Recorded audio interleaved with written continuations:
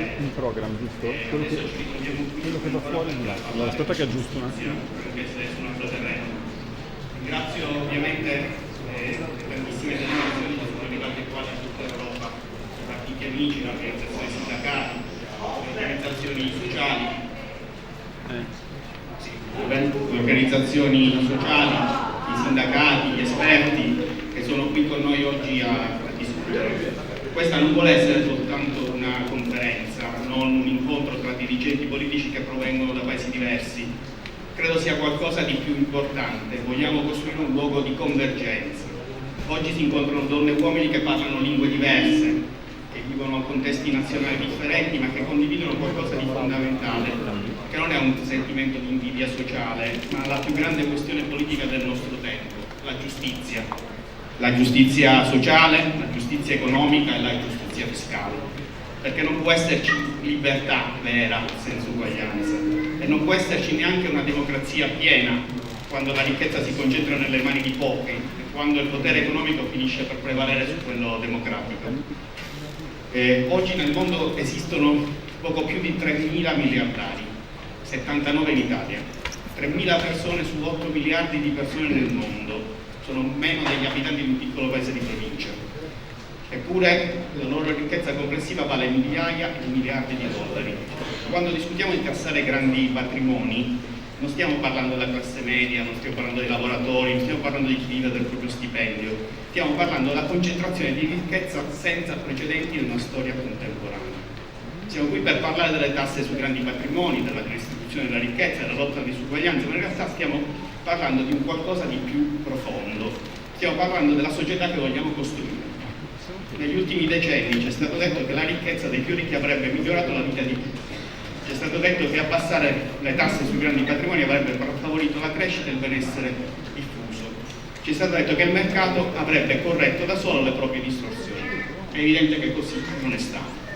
Oggi le disuguaglianze crescono, il lavoro è sempre più precario, l'accesso alla casa diventa impossibile per milioni e milioni di giovani. I servizi pubblici vengono impoveriti, la sanità, la scuola e il welfare sono sempre più deboli. E mentre tutto questo accade, una quota sempre più grande della ricchezza viene accumulata nelle mani di una ristrettissima elite. Questa non è una legge della natura, è politica, sono scelte politiche ed essendo scelte politiche noi abbiamo la possibilità e il dovere di cambiarle radicalmente. Questa è una battaglia per la giustizia fiscale, ma anche una battaglia per la democrazia, dicevo. Chiediamo di tassare i grandi patrimoni che contribuiscono di più, chiediamo di tassare gli extraprofitti, di contrastare i fenomeni di elusione fiscale, di distruggere i paradisi fiscali. Non vogliamo punire il successo individuale, ma vogliamo difendere l'idea che la ricchezza possa servire a migliorare la vita di tutte e di tutti. Stiamo affermando un semplice principio, che chi ha di più deve contribuire di più. Ed è importante che questa discussione avvenga nel contesto dell'Assemblea Generale di European Left Alliance, perché nessuno dei problemi che abbiamo davanti ha dei confini nazionali. La finanza, i grandi gruppi multinazionali, i fenomeni di elusione ed evasione fiscale non conoscono frontiere e allora la nostra risposta deve essere europea e internazionale. La presenza oggi di rappresentanti della sinistra provenienti da tutta Europa ci ricorda una verità fondamentale, che le nostre battaglie possono essere diverse nelle forme ma devono essere comuni nella sostanza.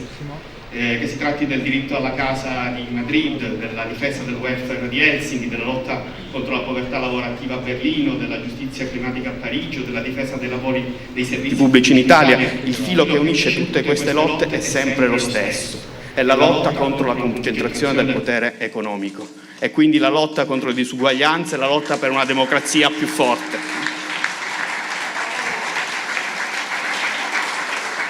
In molti paesi c'è una nuova generazione di attivisti e dirigenti politici che sta provando a riportare al centro del dibattito delle parole che per troppo tempo sono restate impronunciabili: redistribuzione, uguaglianza, diritti sociali.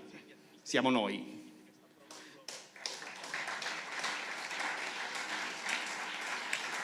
Penso poi a un'esperienza importante, quella del sindaco di New York, di Zoran Mandani, che negli Stati Uniti ha saputo costruire un consenso parlando con chiarezza di giustizia economica, di diritto alla casa, di servizi pubblici universali, di tassazione dei grandi patrimoni. Stiamo parlando di esperienze e contesti diversi? Sì, certo, ma ci mostra una lezione importante, anzi fondamentale, che quando la sinistra ha il coraggio di parlare di condizioni materiali delle persone, quando indica con chiarezza chi beneficia delle disuguaglianze e chi ne paga il prezzo, quando costruisce una speranza invece che una rassegnazione, allora torna a essere una forza in grado di cambiare le cose, di cambiare la società. E questa è forse la sfida più grande che abbiamo davanti, quella di non limitarci a denunciare le ingiustizie, ma quella di costruire le alternative, di non limitarci a difendere ciò che resta del welfare, ma di estenderlo e di rafforzarlo, di non limitarci a resistere, ma di vincere e di cambiare le cose. Perché la lotta alle disuguaglianze non è una questione tecnica che dobbiamo riservare agli economisti, è il cuore di una battaglia politica del nostro tempo. Riguarda la qualità della democrazia, riguarda la libertà delle persone, riguarda il futuro delle nuove generazioni e riguarda anche l'idea stessa d'Europa. Noi vogliamo un'Europa che protegga i diritti, non che tuteli i privilegi. Rights and redistributing opportunities rather than redistributing wealth. So this is the reason why we are here today, to discuss, to learn from one another, but above all to strengthen a common idea. Another Europe is possible. And obviously, the building of a new Europe goes through the redistribution of profits and the fight against inequalities. Thank you so much for being with us tonight. And I do hope there's still a long way to go all together. And I'm really honored now to leave the floor to the co-chair, Katarina Martins, MEP and co-chair, European Left Alliance. Thank you.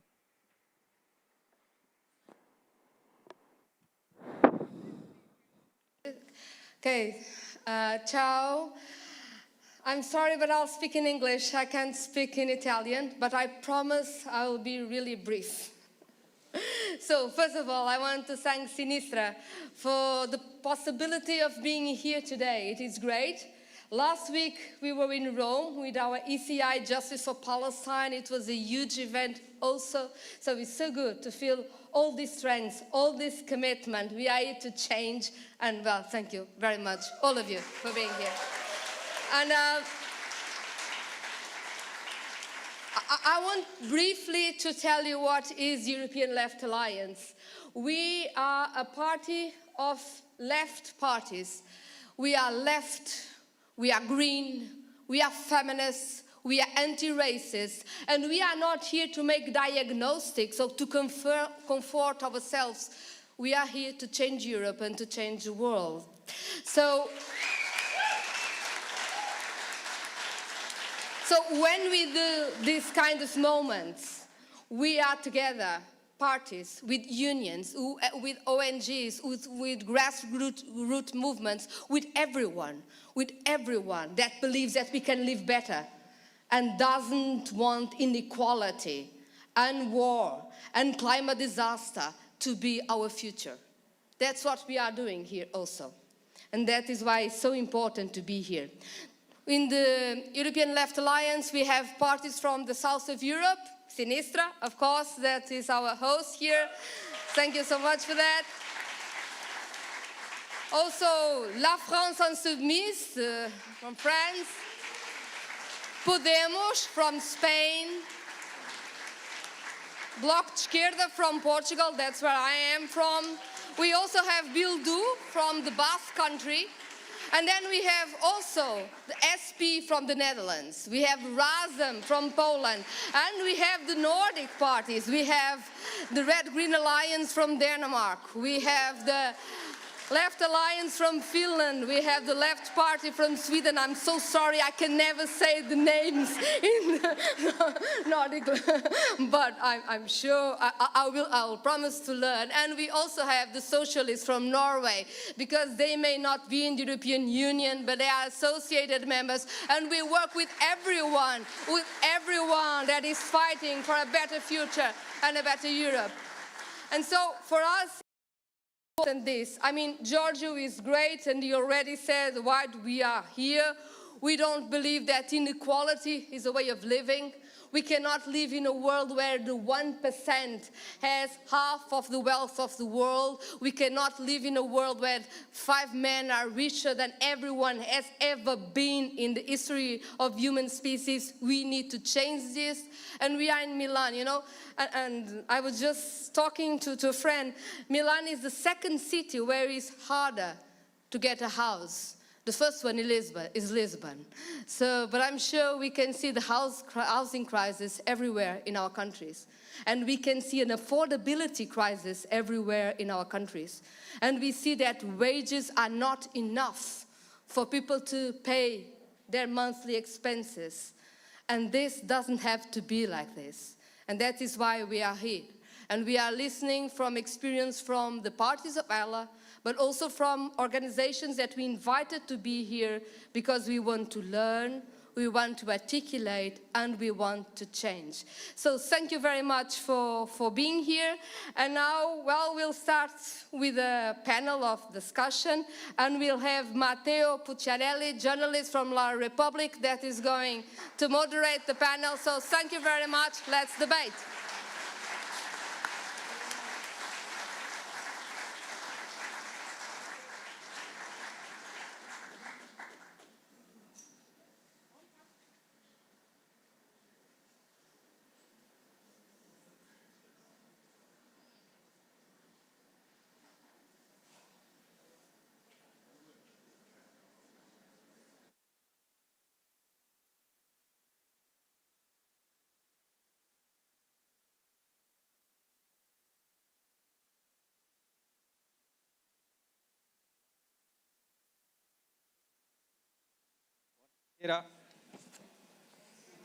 Buonasera a tutte e a tutti.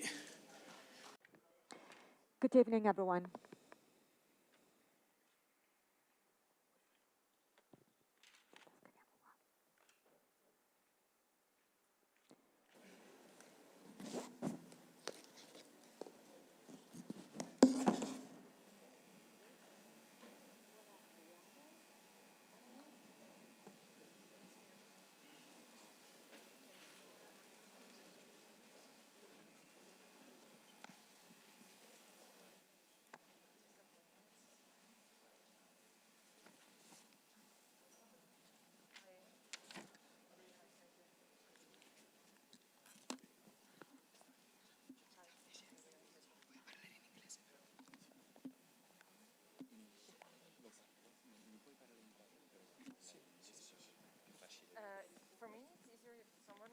Buonasera ancora a tutte e a tutti. Okay, good evening once again, ladies and gentlemen. So we're going to start a round table. So we tax the rich, share the wealth, building better democracies. Giorgio and Caterina have said a lot in their introduction. And well, first of all, I really appreciate that I'm breathing this very international attitude. Different population, different citizens experiencing and sharing the same common goal. And around Europe, there's a kind of thing that we all should tackle. It is taxing the rich, and it does work. There's a socialist mayor in New York. Nobody would ever said a year ago. I would have never said. These are the recipes, you know. These are the good recipes, not just for the past, but also for the future. I had two books in my mind, two titles of books in my mind as I was coming over tonight. One from Luciano Gallino, the fight in the class, after the fight in the class. And it's like the left party had forgot how to go for it. And the second title was Have the Rich Won? So have the rich people won? Are the wealthy people the winners? You know, we can't actually accept this fate. 7% of rich people, wealthy people in Italy are paying less taxes than than the middle class. And this is against the constitution. We are here in Milan. Milan, it is one of the cities that is most difficult to live for middle class and for lower social classes. But you have to consider that thanks to what the government did a few years ago, where the radical left, of course, was not there, but was not part of that government. So the super rich coming over to Milan were actually allowed to pay the flat tax. You know, we do pay everything. We do pay the full tax rate. Whereas the rich ones, they come over, they can actually pay a flat tax, and they make our cities almost not livable anymore. So this is something that we're very much experiencing every single day. I was listening to the survey last night. 64% of Italian people are actually would actually agree on a wealth tax, and this is something that we're going to talk about. Try to understand what a wealth tax can be. Although the media are not really happy for such measures to be taken. And the media, so broadcasters and so on, are often owned by very multi-billionaire broadcasters, and they have no interest whatsoever to talk about the injustice. So taxing the rich, you know, and equality, it goes all across, because then it does collect to peace, to feminism, to work, to labor, to environmental justice. It is all about democracy. So it is crucial to talk through this. And what we're going to do tonight is exactly to have this kind of conversation. So thank you to the all attendees. I have seen several foreign delegations, but I've also seen that many left-wing parties are here tonight. I'm very pleased to see you all. Very, very pleased to see you all. As I understand, there's a growing interest around this idea. I've seen the desk of 1% Equo. They're now collecting signatures. So we're on the right pathway. I would love to start the roundtable right away. And actually, I would start with our first guest. Just allow me. Michael Maslenikov. So he is a policy advisor on inequality and tax justice from Oxfam. Each year, they do produce a report. And such report tells about this incredible injustice before our eyes. So my question for you, Michael, is how about the data, the most impressive data that you would like to share with us when it comes to this injustice, which is growing year after year? Also, I would love to ask you, what is the proposal that you have in your mind? So how is it that you can translate such proposal for Italy? And are there some specific ways to actually make it homogeneous? Because we're talking about aiming for 99% of our population. Well, thank you, Matteo. Good afternoon, everyone. I'm very pleased to be here. Well, let me tackle and let me address your question right away. Yeah, we are surely living in a world where inequalities, any type of inequality, income, wealth, you name it, but also inequalities in terms of accessing public goods, you know, and accessing to rights, the right to health, the right to school, to education. Well, this is a worsening scenario, and it looks like it is not stopping. From an economic standpoint, no doubt, we're actually experiencing a moment where the large billionaires, the big billionaires, have seen their wealth growing exponentially. And it shouldn't surprise, you know, because their wealth is a financial wealth, and it goes hand in hand with markets. And ever since the financial crisis of 2007, well, they have greatly resumed, you know. They have been able to catch up, which is something that workers have not been able to do. Likewise, and the middle classes haven't either. and they're shrinking in number and in spending power. So wealth is more and more concentrated, and I understand you haven't asked this question, but I want to say it. So we are living in a world where there is a worrisome, vicious cycle between huge health around and political power in the hands of the rich ones. And they can end up actually controlling policies, they can control the decision making, and therefore measures that could actually improve the quality of life of people are not being taken.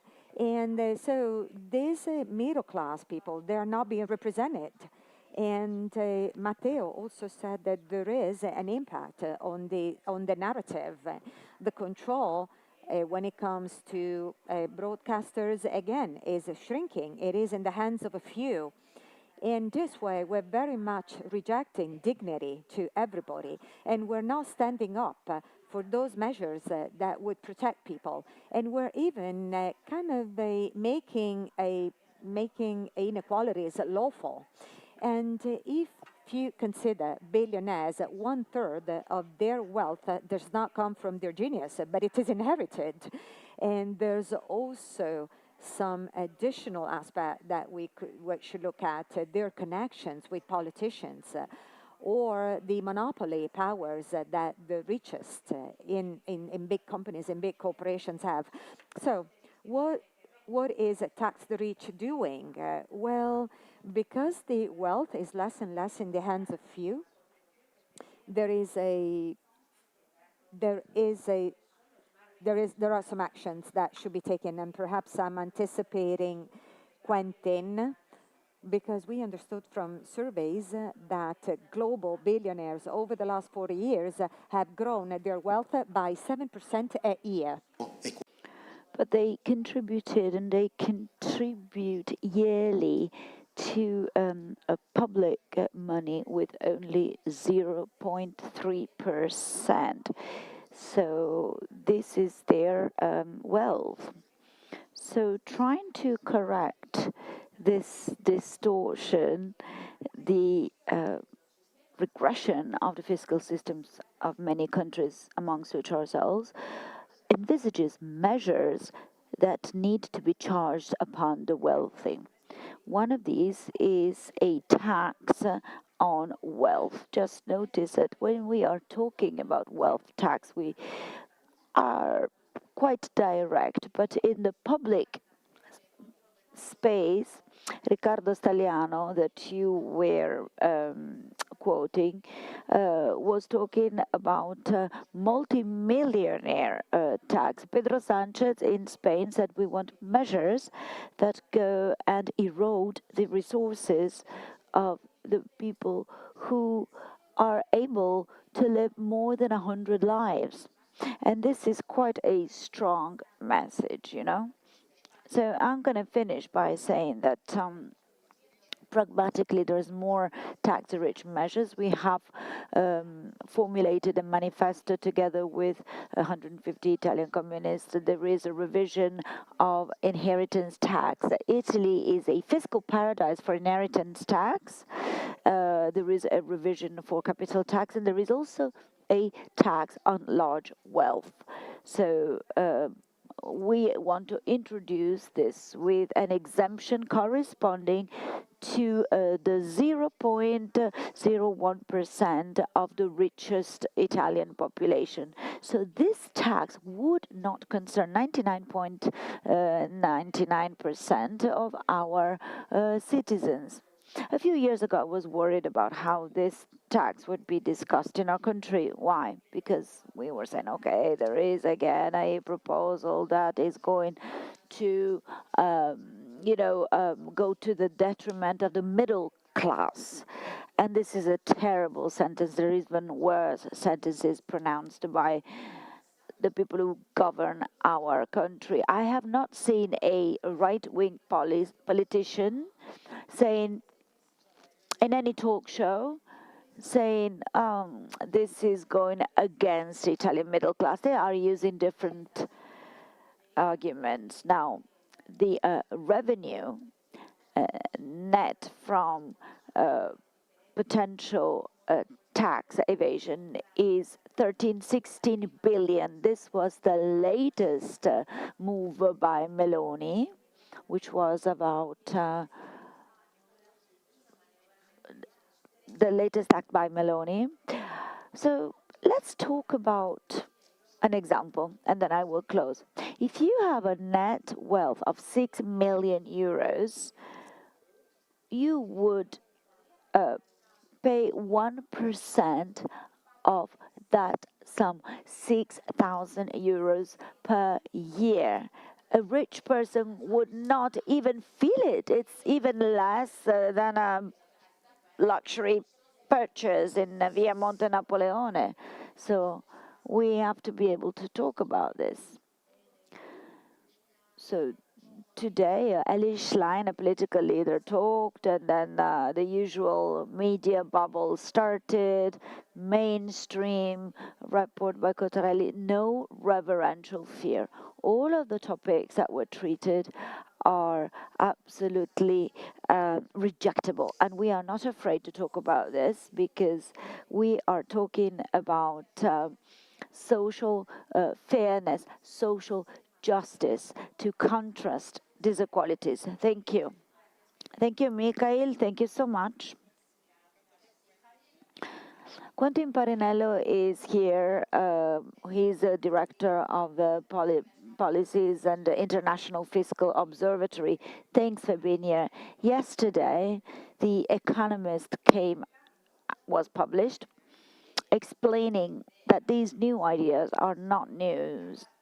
And taxing the rich is very dangerous because then wealth disappears and the rich go somewhere else.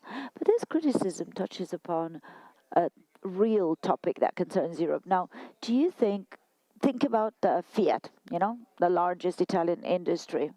They had moved to the Netherlands. So even inside a European system, there is some kind of dumping of companies that go to Ireland or other countries in order to pay less tax. And this is a real danger. So I would like to ask you about this topic, which is not only an Italian topic, but it's a topic that concerns all of the left governments and all of the progressive governments. How does it cross with all the risks, and what countermeasures can we take? Thank you. Thank you, Matteo. Thank you for the invitation. I'm going to speak English because my Italian is not so good to answer on fiscal matters. You're absolutely right that one of the main threats when discussing higher taxation of the super rich, and particularly wealth taxes on wealth, is the threat of migration. There are a number of other threats that are pushed in the public debate, and The Economist is every 5 years you have a headline about, oh, they have this idea of taxing the rich, this is the end of the world. I think that the best way to address it is to look at the historical experience of taxation of the rich, and we have a rich history of attempts of taxing the rich in Europe, and look at what worked, but also looked very seriously at what didn't work. And this is some of the things that we do at the International Tax Observatory. We're a research center based in Paris, directed by the French economist Gabriel Zuckman. Gabriel has been working on these issues for a number of years. We worked with a number of governments, the Brazilian governments of Lula, the government of Pedro Sanchez in Spain, and a number of parliamentarians in a number of countries. I think that there are four lessons of things not to do when you want to tax the rich. The first one is to try to tax their income, because it's very counterintuitive, but the super rich, they don't declare any income. This is one of the reasons they pay so little taxes. 1 year, a couple of years ago, we had revelations by the US newspaper ProPublica showing that Jeff Bezos declared so little income, close to zero, that he was able to claim family benefits. And he received a check from the US tax administration. And there's nothing illegal about this. This is just how the system works. Because the very notion of income is very poorly defined for the super rich. What you want to do is to tax wealth. We know the wealth of Jeff Bezos. He owns Amazon. The income is a bit difficult. So that's the first lesson. The second lesson is not to let them declare. The history of wealth taxes in Europe, we let the super rich declare their wealth. And there's a bit of a temptation sometimes to underreport, to forget some assets. And then, the result is that they don't pay enough taxes compared to their wealth. The tax administration can do it. And there's been so much progress on international tax cooperation, empowering tax administrations. They can do it. They can pre-fill the declaration. So that's the second lesson. The third lesson is that the vast majority of wealth taxes in Europe were full of exemptions. Exemptions for your first house, for your second house, for the small company, for the medium company. In France, we had an amazing idea. I'm French. We had an amazing idea in 1981. Our socialist government created a wealth tax. And immediately after, they decided to exempt those who owned a lot of financial assets, which is exactly what a billionaire is. So basically, they said, we're going to have a wealth tax, and we're going to exempt the billionaires from the wealth tax. So the result is that in 2016, the year before the end of our wealth tax, we had French billionaires who were paying an effective tax rate of 0.005%. I think that this is a clear intellectual and political failure. And the lesson on this is no exemption. If you're really targeting the super rich, the 0.1%, the 0.01%, they have the ability to pay. Don't put exemptions. They're smart enough to use the exemptions to end up not paying taxes. And finally, the last one, which was your question, which is the question of migration. It's really important to look at it and to address it seriously. And it starts by looking at the data. And when you look at the data, the number of people subjected to wealth tax that move is very, very tiny. Very, very tiny. Not a lot of people, but a lot of media noise. Which means that sometimes when you read the media about the risk of capital flights, people leaving, you feel like the seven plagues, the seven sins, and the invasions of cockroaches and things like this.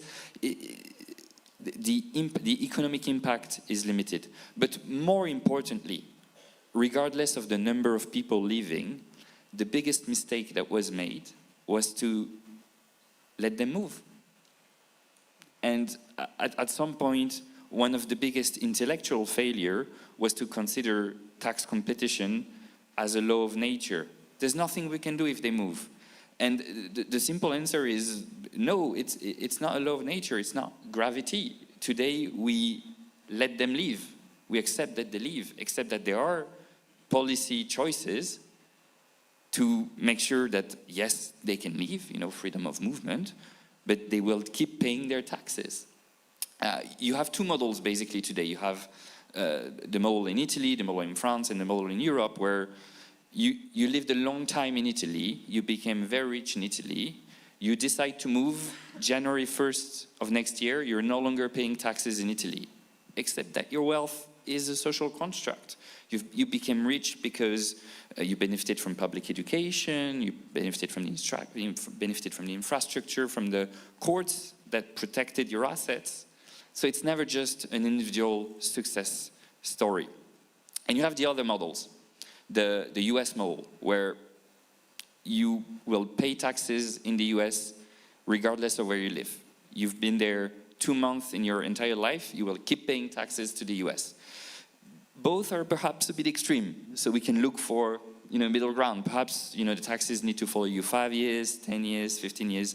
And this is one of the design features that we put in some of our recommendations to the G20 when Brazil asked us. This is one of the recommendations we put for what we called the Zuckman tax in France, a tax that was really focused on the super rich, no exemption. They need to pay 2% of their wealth, those with more than 100 million. And if they want to move, fine, move, go to Dubai, go to Switzerland, except we'll keep taxing you. And that is, I think, the main lesson. Tax evasion, tax competition is not a law of nature. This is a political choice. We can choose to tolerate it, or we can choose to fight it. And at the end, this is a political decision. Bravo, grazie. Molto interessante. Thank you so much. This was very, very interesting.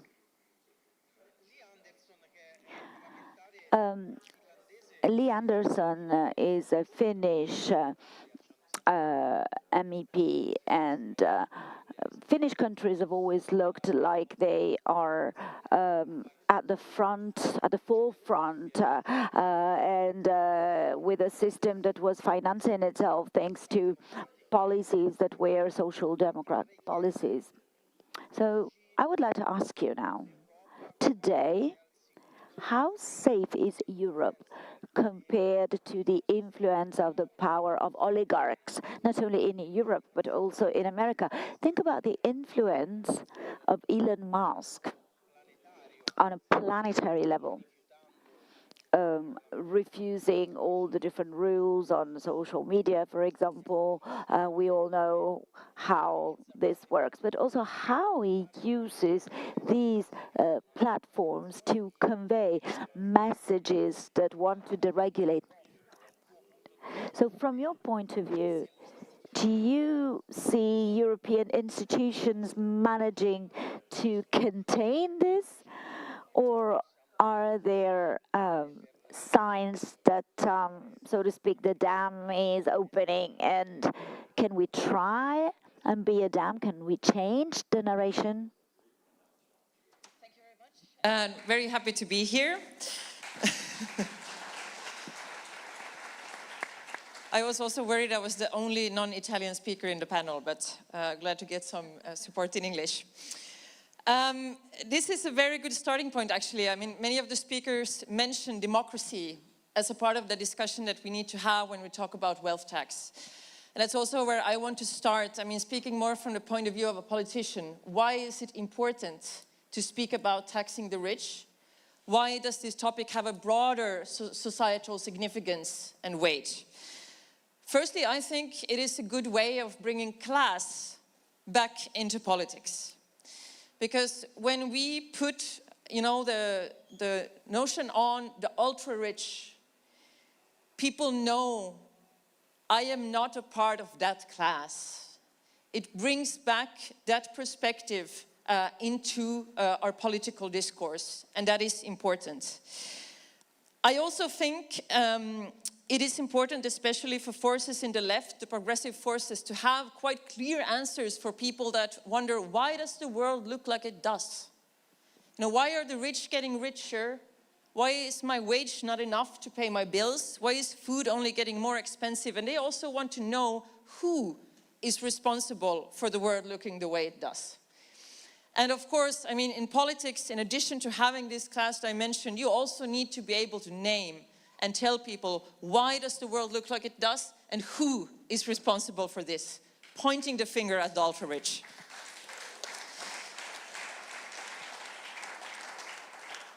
But first and foremost, as we know, concentration of wealth is not only about economic inequality, but it is about an inequality regarding power. Because it is also a concentration of power. It is a threat to our democracies, as, for example, Oxfam, I think, very well has pointed out. Because what we are seeing, of course, and the US is an extremely good example of this, with the richest men in the world lining up behind Trump at his inauguration, showing very clearly where they are aligned and how they want to use their wealth and their power that they have. We have seen both in the US and in Europe what billionaires do when they have too much money. They very much like buying media. Whether it's the Washington Post or it's Twitter, then turned into X, whether it's Italian companies, we've seen it in France, extending, you know, getting more ways through which they can influence their own power by using media and their own media structures. So I think this topic is also about telling people that we can take back control. I hate to say this, but I'm a very big fan of the Brexit slogan that they had. I'm not a fan of Brexit. But they were talking about taking back control. And I think that speaks to something people feel. We feel we have lost control of our societies. We have lost control of our economies. We have lost control, the tools that we need to make things better. Wealth tax is not the only tool that we need, but it's definitely one of them through which we can tell people that yes, we can take back control. How is Europe doing at the moment with regards to the pressure from these wealthy men? Not good. Because although there is a lot of talks about cutting dependencies and there is a lot of talks about a sovereign Europe, what is actually happening in decision-making in the European Union at the moment is that the EU is caving into the pressure that these men and their companies are exerting on Europe. You can see it now with the omnibus proposals, for example, through which the EU is opening up and weakening legislation on artificial intelligence and GDPR, legislation that was just done in the last mandate for us to be able to exercise democratic control over these giant tech corporations and their owners. And they are saying, you know, that this is done because we want to strengthen the AI companies in Europe, which is of course not true, because the companies that benefit the most from this deregulation are of course the companies that at the moment are the ones with the strongest market position, and they are all the US tech companies. So you really see it very concretely, I think, that the Europe is caving in to the influence that these companies are having. We also see it in the so-called trade deal between the US and the EU, which is nothing else than an extortion deal. Once again, the EU is caving in to the way that the Trump administration, of course, backed up by these multi-billionaires and their companies, once again, are exercising pressure on the EU. And I, as an MEP, I work in the Committee on Employment and Social Affairs. And we have also had, I think, very important discussions on the role that companies such as Tesla and Amazon are having on labor market policies in Europe. Because when these companies come here, they do not only kind of, you know, bring their logos, they also bring the thinking of their oligarch, multi-billionaire owners when it comes to labor market policies. And so what unites Elon Musk and Jeff Bezos when it comes to labor market policy is that they do not engage in collective bargaining. So when they come here, they also bring their US labor market model and, you know, they're thinking around this, which is, of course, once again, also a way to kind of break down the structures Europe has, or has had, to balance power on a societal level. Which brings me to my final point.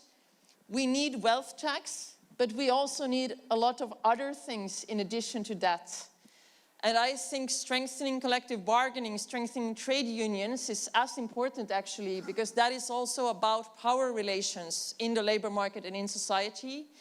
So we need to be able to tax the ultra-rich, but we also need to make sure that we have the structures in place, giving workers and labor sufficient power over capital. Grazie. Thank you. Elisabetta Piccolotti, perhaps you don't know her. Oh, yes, you do know her. Okay. Thank you. Thank you so much for being with us tonight. So talking through Europe and talking about Italy. Well, Italy, we're going to vote next year. And the left-wing party will be there. So this idea of a taxing the rich, solidarity contribution from the union, and the wealth tax, it is becoming part of the public debate more and more, and more with respect to the past. Also, the PD, the Democratic Party, has actually changed their attitude. So how can this proposal actually become part of the government? And do you have an idea on how to actually translate it into something that perhaps it will be helping during the election? Well, first of all, thank you so much. Thank you to all of my colleagues. Thank you to the European Left Alliance. Thank you for being here because we all want to fight this battle together. We have been in this fight together in Italy. We want to reach out to Europe and we want to reach out to this goal of a European wealth tax, although perhaps it looks like it is difficult, but the meeting tonight shows you that it is not impossible, actually. It is something that we can reach out to. So we started to collect signatures to impose the wealth tax back in 2021, and we made steps forward. And we were kind of being considered as complete nuts, you know? They were looking at us like if we were Bernie Sanders a few years ago. But then slowly, we were insisting, we were super bold on this, and we came to the point that now everyone is talking about the wealth tax now. Economists are talking through this, and researchers are giving new input to this. And people like us who have been having this conversation for many years, finally they see the consensus growing. We've seen the victory of Mandami, mayor in New York. We've seen growing popularity in Borset, in Bernie Sanders, and many parties which are part of the European Left Alliance who are here with us tonight. We are fully positive that we'll be right, and time will prove that we were right from the beginning. And also, we believe that those who are still puzzled and confused about the wealth tax in Italy, they will be convinced in the future. And they will be convinced because what the right wing is now talking through, saying that we want to tax the middle class. Well, it is completely false. I mean, this is not true that we want to tax the middle class. It is not true. It is quite the opposite. We want to return some tax relief to workers of this country who are paying way more taxes percentage-wise with respect to those billionaires are actually paying. And this is not something that we say. You know, the financial newspaper in Italy, so financial newspaper Sole 24 Ore from Confindustria, has published an article saying that between 2020 and 2023, Labour has actually lost 12 points of power, and profits have increased by 14 points, 14%. So how about this, a gigantic transfer of wealth from those who work to those who are accumulating richness and wealth? Now, what else should we say? And the reason why I'm saying this is because, you know, we were saying in Italy, well, you shouldn't take it so harsh. Proposte del tutto innocue. Oggi sembra. Well, it looks like the slogan today is do not disturb those who are accumulating wealth. What Italian people do not know is that throughout Europe, the super rich can actually pay 1% tax rate just by simply hiding their wealth in family holdings.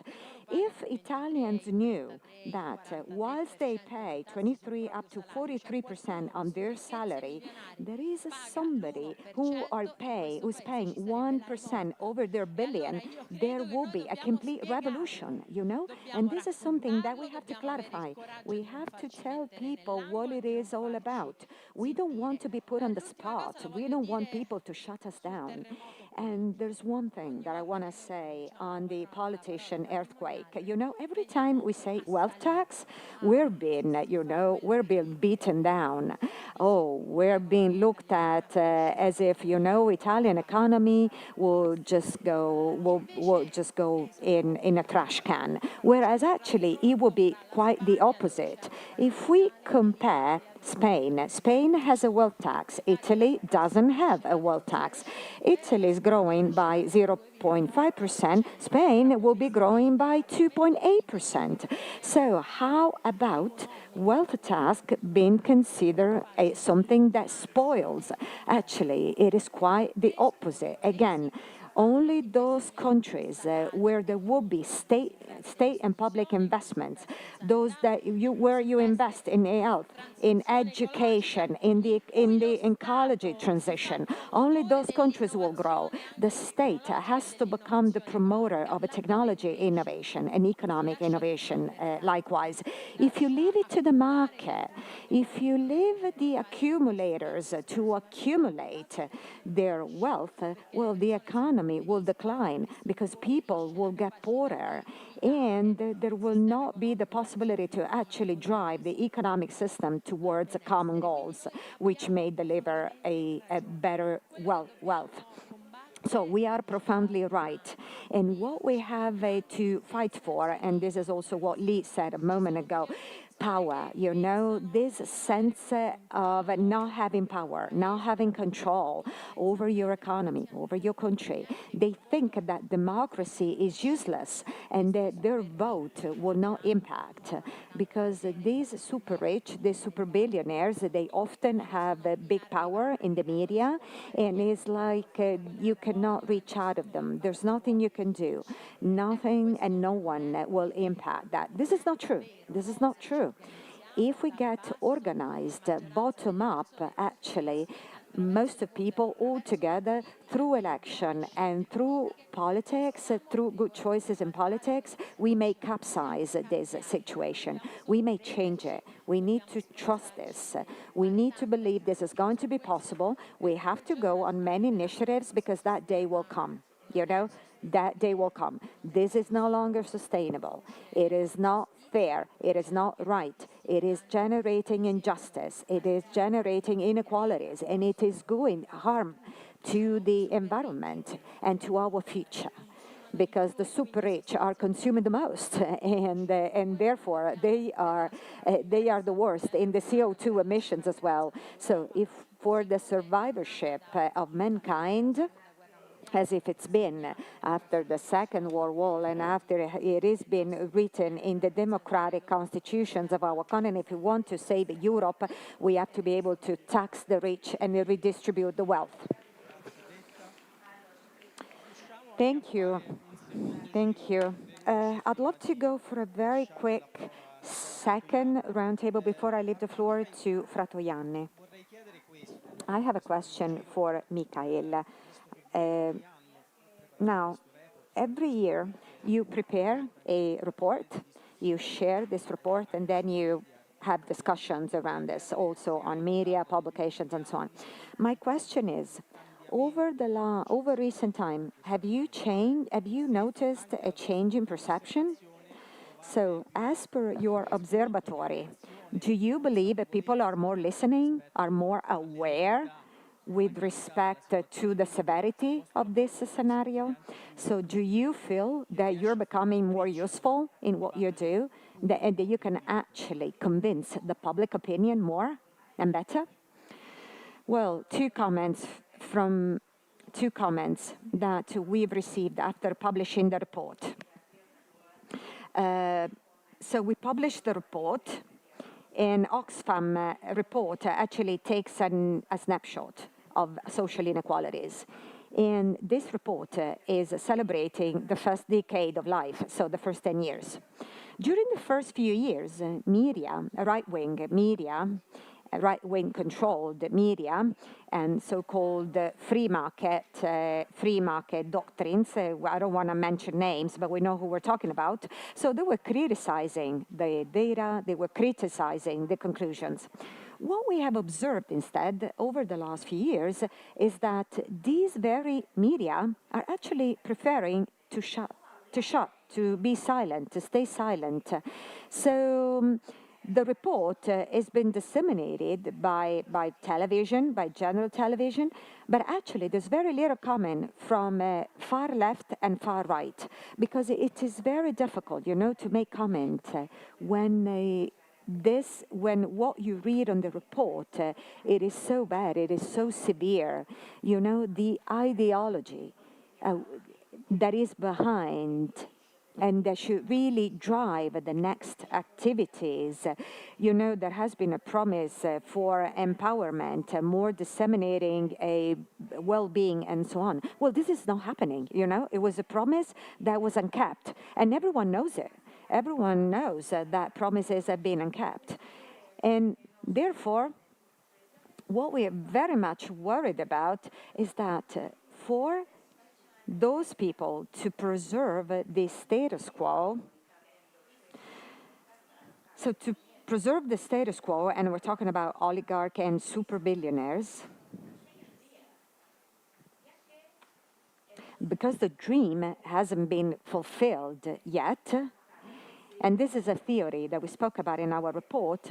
No, we need to rely on authoritative theories. And it's not by chance that totalitarianism is actually becoming gradually stronger. And many of European countries are not exempt from this. Semmai è la preoccupazione che this is what we're very much worried about. Back to your question, back to the democracy, this really brings to the erosion of democracies and to unbalance of constitutional powers, repression of dissent. And this all goes through messages which are trying to actually contaminate social rights. And this is a huge danger. So the last report has not generated any reaction whatsoever from the mainstream politicians. They haven't commented. They try to say something in a couple of talk shows on television, but of course they didn't have very much to say. So, well, our prime minister, she's not having any confrontation. She's not doing any press conference. She's only there on platform, but she's never there in press conferences. So they'd rather be silent, no comments. And this should actually make it even more important for us to listen very carefully when she's making statement, because but let me say that I'm very happy that over the last 2 years, actually, this publication, this report is also being used by the opposition parties. They sometimes use it for some inputs, and it has been used in political debate, the Italian parliament. I would like to remind everybody, this is just a snapshot of Italy, and it is not an apocalyptic snapshot. There is some apocalypse, yes, but actually back to what you were saying, back to what Lee Anderson was saying, our colleague was saying, it is being accompanied by hope, because we may, of course, aim for more control, for more balance, for better redistribution in terms of decision-making, and there's also a message of hope. And the message of hope that I'd love to share with everyone here, and you all know what I'm talking about. Messages of hope are existing in all European countries. They are out there in many of our territories, but they need to be valorized, they need to be emphasized, they need to be rebuilt in societies, and they need to be relaunched, because there's no light that is being cast on them, whereas we have to cast light for a change to be possible, because many people, they feel confused and they believe it is impossible. Thank you. Actually, I would love to bust a myth from the right wing when faced with the delocalization, outsourcing, and so on. Well, their answer has been, we don't want to close ourselves. We don't want to isolate our country, thinking that they're making their interest for their workers. My question is, could you tell us quite rapidly now, as this is again a rip-off, actually, when you follow the debate.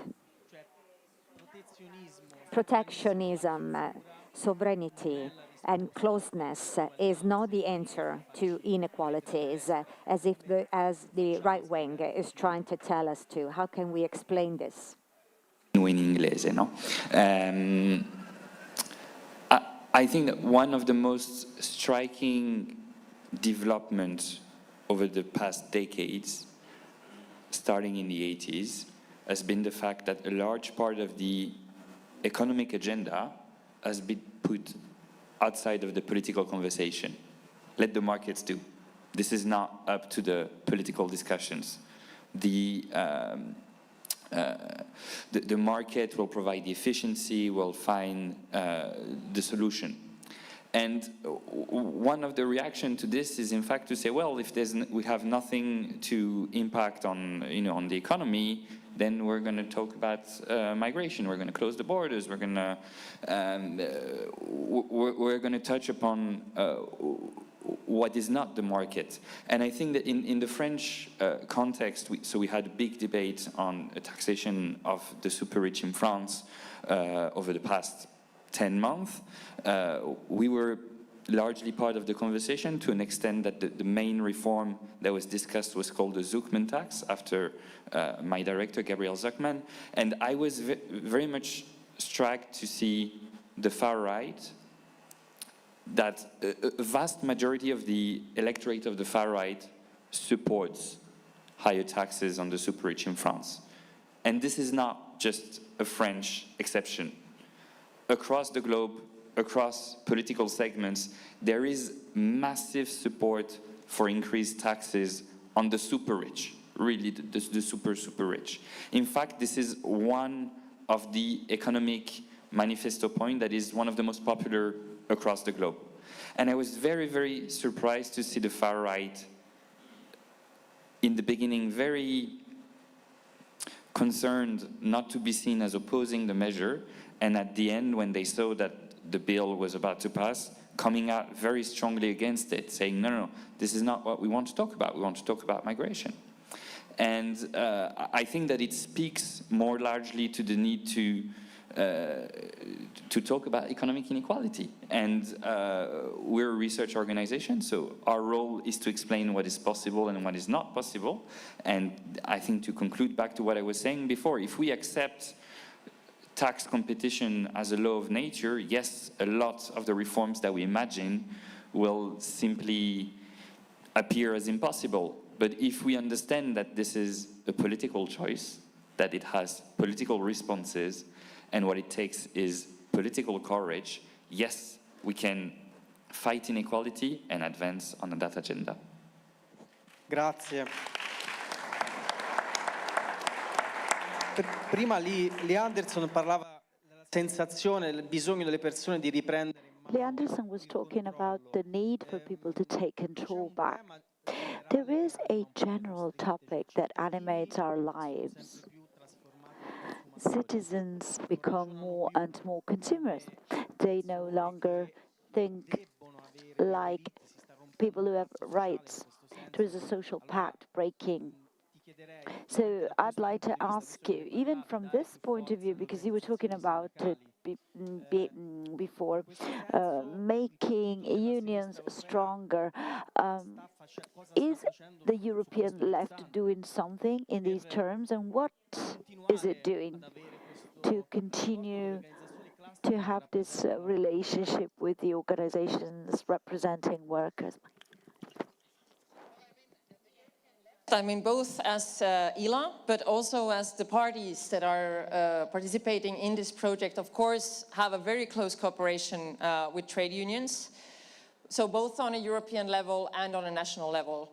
And I think it is especially important at this point in time, because when we look at the far right, how it does policies, like one feature, of course, of this strand of political thinking has always been anti-trade unionism. So they are really aiming at this kind of labor market policy where you make people into consumers, as you said, or just individual workers, shifting focus away from ways in which you organize collectively, you bargain collectively, and then you also win collectively. And I know you have had big discussions in this in Italy under Giorgia Meloni. There is actually one thing that very clearly unites Finland and Italy at the moment. That is the fact that also Finland has a far-right government, or far-right in the government, together with the right wing. And one thing they have been doing in Finland is very clear attacks on trade unions. So they started out their whole kind of government policy with restricting the right to strike. And after that, they have been pushing through legislative reforms to weaken trade unions and weaken workers' rights. And what they are aiming, of course, is to kind of deconstruct these structures of collective strength.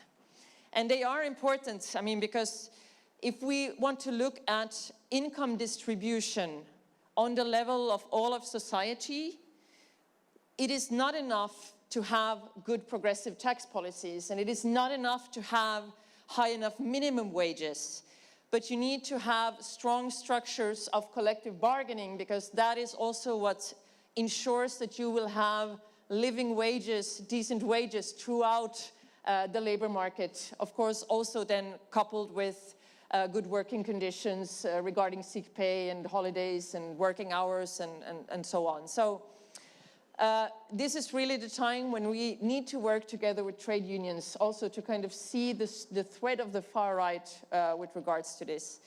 And I think it's been interesting. I was just in the UK before coming here, and I think you also see more and more examples of trade unions really investing, I think, in grassroots level organizing. I think in more and more places also, one conclusion that we have drawn about what is an effective way to counter the far right has been to go back to what organizing originally was, which is events like this. It is knocking on doors. It is being active in your local community, because that is also the best way to kind of bridge the cultural wars of the digital sphere. It's the best way to kind of bridge the ways in which these tech oligarchs who control the algorithms are trying to boost up the extreme right and trying to kind of turn all of politics into this very affect-driven kind of far-right discourse. So that is absolutely something we need to do, and something that many of these European parties are doing. Also something I think the trade unions are doing more and more. So really kind of seeing that we have joint objective in this, seeing also good and inspiring examples that we can win the far right. Just as we say that this kind of concentration of wealth is not a force of nature. The rich getting richer and the poor getting poorer is not a force of nature. It's something that you can change. And also the far right is not a force of nature. They are just parties, they are just political organizations, and it's completely possible to win them. Grazie. Chiudendo. Thank you. Now, as someone working in communication, and I know that Beto Piccolotti pays a lot of attention to these topics, and she knows about social media, and she knows how, they are manipulated. Of course, this is, something very important to create and recreate cultural hegemony in social media, even through this topic. Through the things that you can see as a sinistra italiana, Italian left, can these things be something that paves the way to that part of an audience that is younger, that is not following traditional communications such as papers and TV, but goes to source their information on social media. Well, I would start saying that Italians in 2027 have to show that right is not going to win by natural law.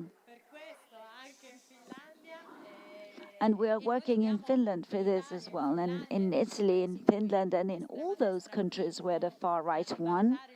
We have to revert the situation, because this means that we need to close a growth phase of politics that is criminalizing the weaker and is also destroying the labor market.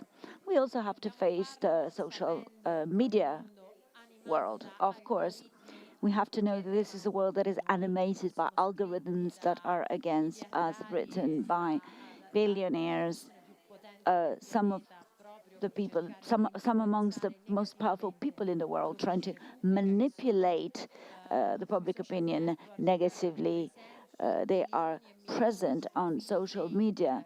You know that there are million of fake profiles creating shitstorms and offending progressive leaders, because they have to convince the population that they have it all wrong.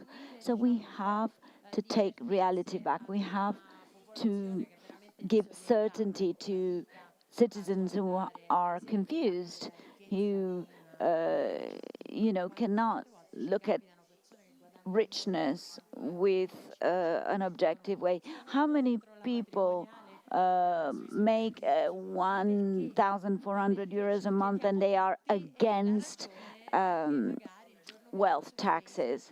Why? Because maybe the day before they've seen a fake post saying we want to tax their grandma's house or whatever small wealth they have. So we have to make an effort, and we have to use social media to tell the truth. And I would also like to add that there is a generation, the younger generation, they don't share all the fear of the older generation. When Alexandra Ocasio-Cortez went to the gala with a dress saying "tax the rich" on the back, social media went crazy, because the young people were sharing this image, because they have understood that the injustice of the fiscal system is becoming a destiny of poverty and underdevelopment for the young, who cannot buy a home. In a city like Milan, they cannot even pay rent. The education is lower quality because they could not access the most important private expensive universities. They know they will have to pay for climate damage.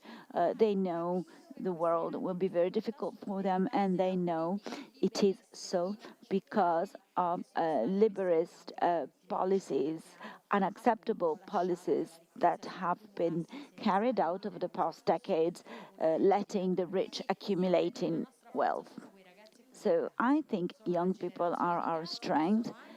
The Gaza generation, but also the tax the rich generation, they are there, they exist, and they are pushing us. And I believe that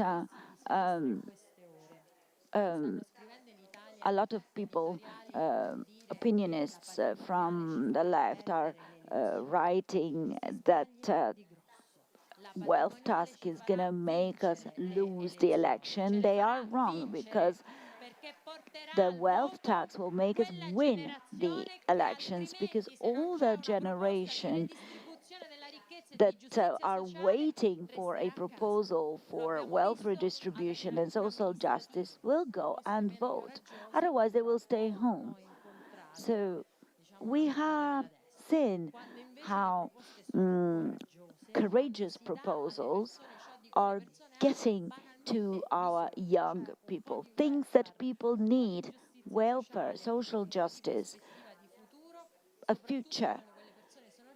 When these people are young and need all those things, they believe and they go and they vote. So I think we should all stop thinking that people who are very negative about talking about these topics, we shouldn't say that talking about these topics is not beneficial to the left. I think it's exactly the opposite. We actually need to talk about this.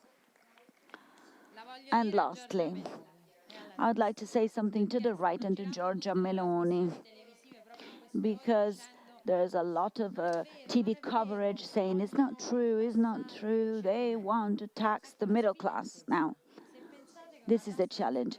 If you think that a super rich tax is right, decide the threshold. We accept any threshold. The important thing is to apply this tax, because there is no threshold that will make this tax not able to redistribute wealth. 2 million, 5 million, 10 million, 100 million, like Zuckman says, any threshold works, because we know there is a huge concentration of wealth. 10% of people in Italy hold 60% of the country's wealth.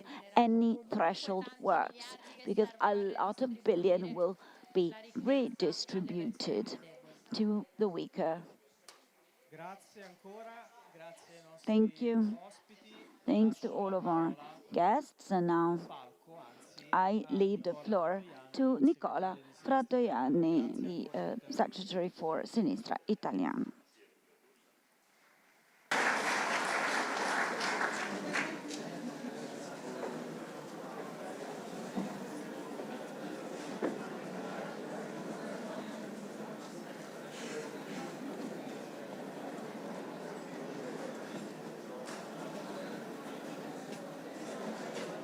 Adesso siamo di fronte a uno dei momenti della diretta, per cui abbiamo assistito. Now we have one of the most important moments of our life. We have to change our stage. So we're going to start with a different phase, which is very much connected to the words that were spoken. Very important words, testifying a very important political will. And now we are going to continue with this political will with the maximum courage possible. Now, I wish to thank all of the parties of European Left Alliance who have taken part to this event, to this debate.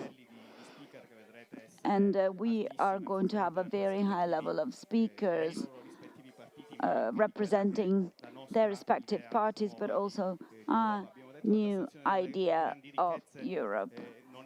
So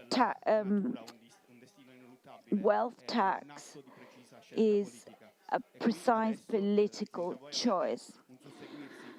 And now in front of you, you can see a lot of people coming from European Left Alliance, but also other parties who are not part of European Left Alliance, who will commit to taxing the rich and to contrast inequalities. So I'm now going to leave the floor to the National Secretary of Sinistra Italiana, Nicola Fratoianni.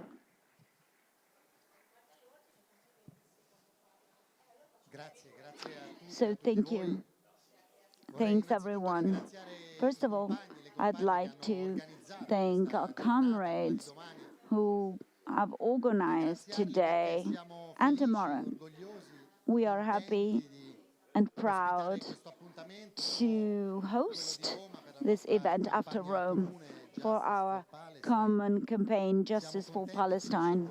We are very happy to be home in European Left Alliance, our European home.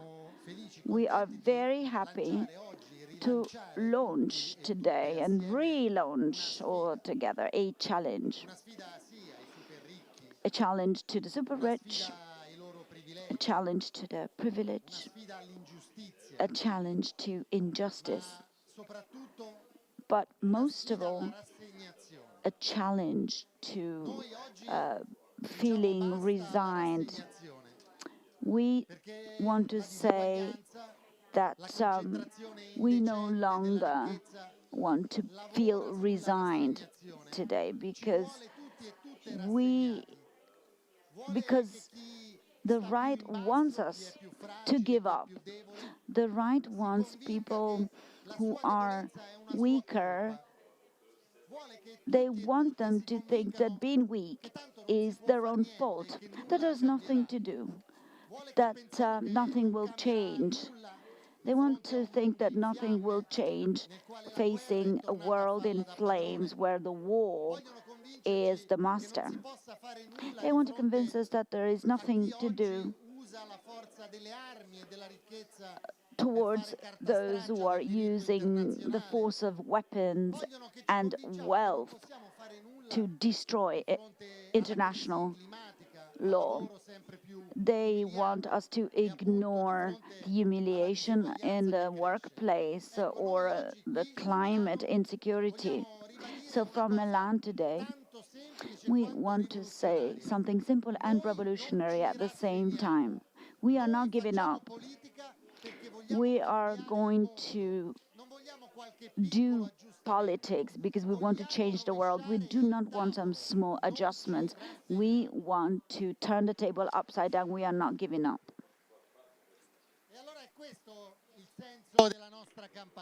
So, and this is the real meaning of the campaign. We want to tax the rich because it is possible to do it. You heard it from the speakers before me, but also those who will continue to talk through this after my speech. Taxing wealth, it is even a moderate option. It is common sense, choice. You know, there's this strong debate in Italy. Every time we submit a bolder proposal, whether it is a wealth tax or it is a reduction of working hours, preserving the salary, or stop the race to weapons, then the answer is you are the extremists, you're the radicals. Whereas we actually need to rely on moderation. Now, my question is to these people is I always ask the same question. So what's in it that more reformist? What is it that more common sense than talking through social justice, tax justice, environmental justice, peace? What is better than common sense, then understanding that the overall wealth is growing year after year, complete poverty is increasing likewise. And isn't this normal to say that this is just a normal proposal which aims to redistribute wealth for the sake of the general vis-à-vis the smaller number, a small elite? So we should say that politicians should have a role. We don't want to, let's say, to remove the task of the politicians. Those who have large fortunes, they are now working to get rid of left-wing politicians. And those people say politicians are there just to facilitate and to favor interests of the rich ones. And those are afraid. These people are afraid that perhaps a population might get organized again, that they might win resignation, and that they might go back to stand up for their rights. Because if human beings, they start taking their hands and they start getting organized to claim back their rights, then the privileged may actually disappear all of a sudden. At that point, it is possible to think that you can change things. And this is the fundamental program which is driving our choices. We want to change everything. that's exactly the case. The world that we have in front of us, well, we don't like it because it is feeding the climate crisis, because inequalities are weakening democracy, as inequalities are feeding the war. And faced with this terrible world, we have the duty to become a rebel.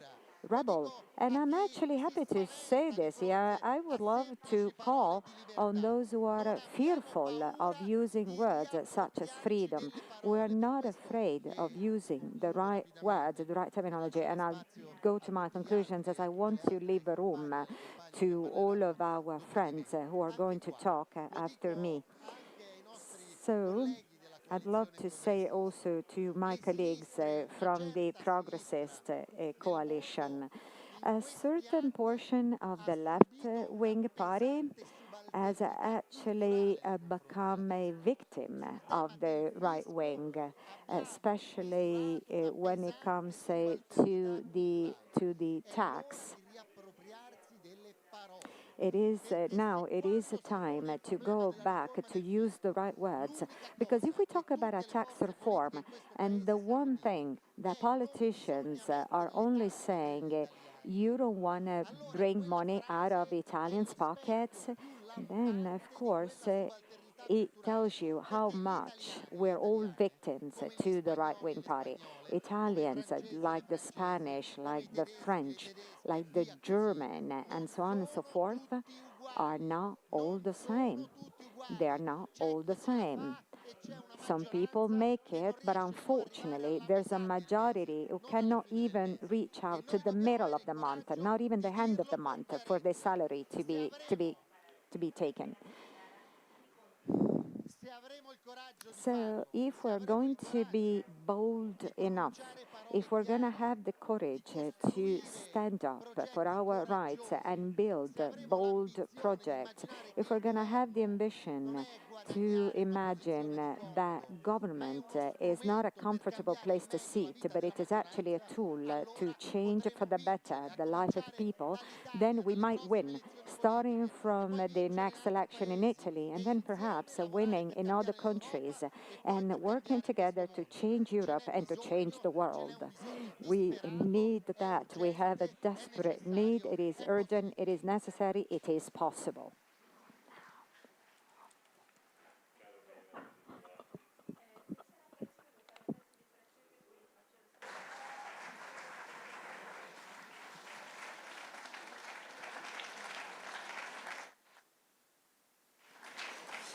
Hi everybody.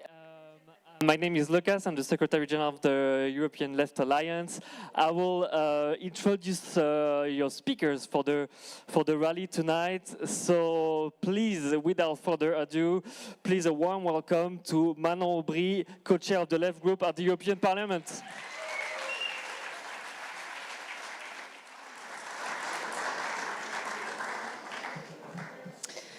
Buongiorno a tutti. This is all my Italian for now. But whenever our comrades from Italy will have won against the fascist Meloni, I think you Italians can show the way to the rest of Europe, and we'll be very happy to learn the language of resistance against fascism.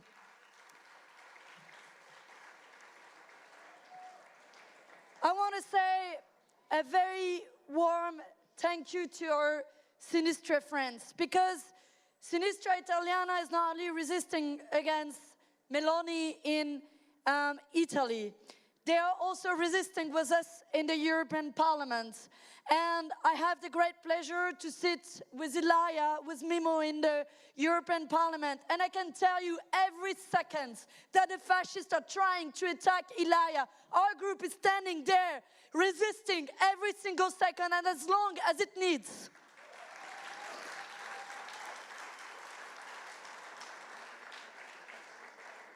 And you know, we're a very young party. We're just less than a year old. But in less than a year, as a European party, we managed already to break a few European records at least. The most important of them is to have managed to reach 1 million signatures to suspend the EU Trade Association Agreement between Israel and the European Union. And we did that. And we did that in less than 3 months. I'm telling you that because the way we've been successful on campaigning on Palestine and justice for Palestine, we need to be as successful when it comes to campaigning on taxing the rich. And I say that not only as a left spokesperson, not only as a neighbor from La France Insoumise, but also as a former campaigner for Oxfam, so you heard quite a few of my former colleagues talking right before. And you know, I've been talking for years and years on taxing the rich. And since I am among the first here to take the floor in this political rally, I'll make a provocative proposal. I think it's not time anymore to tax the rich. It's time actually to ban billionaires. To ban billionaires because we don't need billionaires to survive in our society.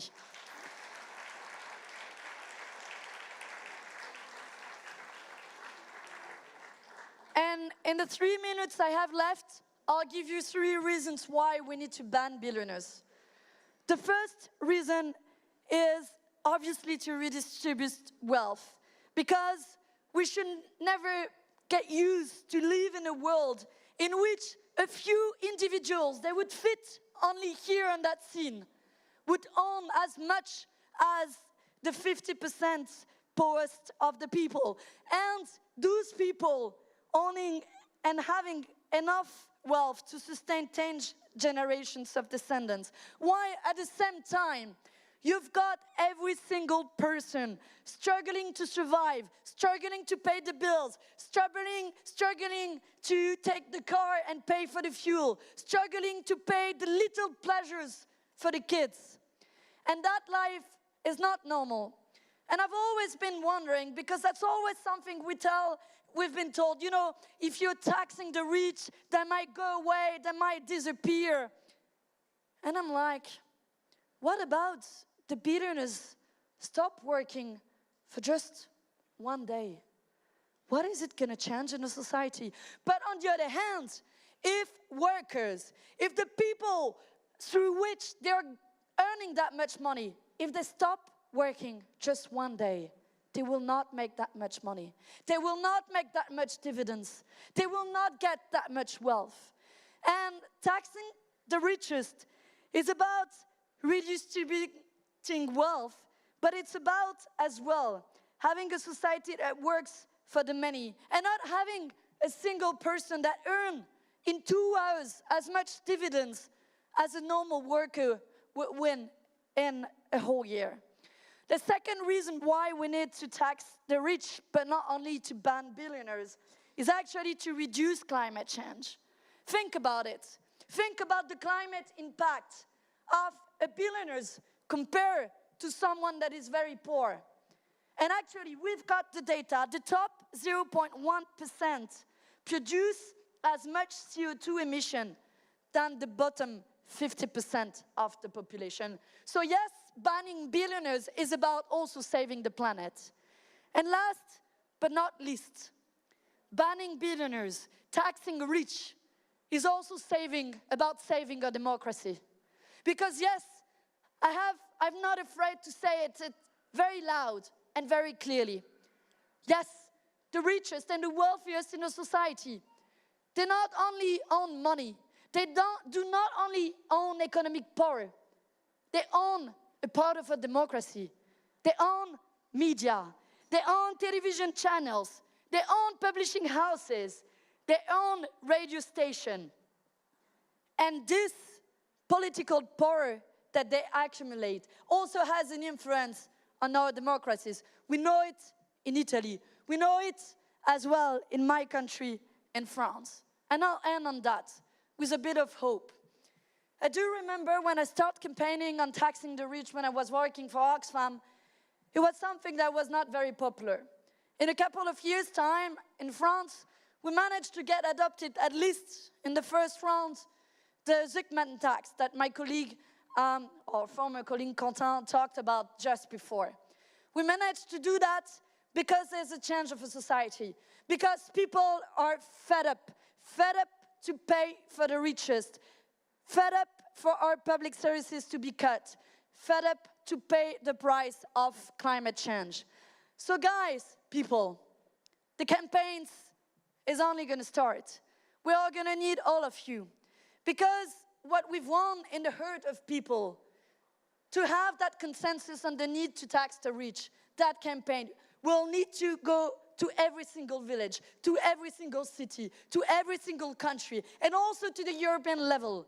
And you can count on us to lead that campaign and to live in a world in which a single billionaire doesn't make as much money in just waking up in the morning as a worker would do in his own life. So I'll end.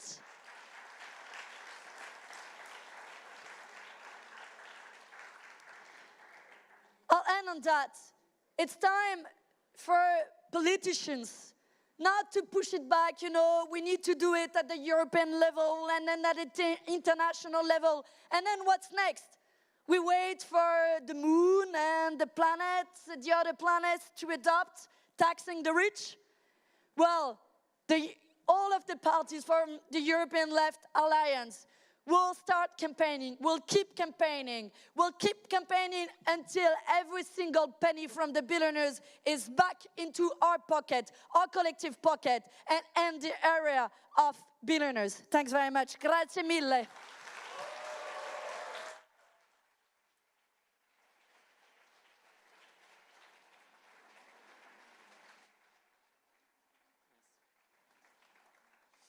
Thank you very much. Our next speaker comes from Spain. Please, a warm welcome to Irene Montero, member of the European Parliament.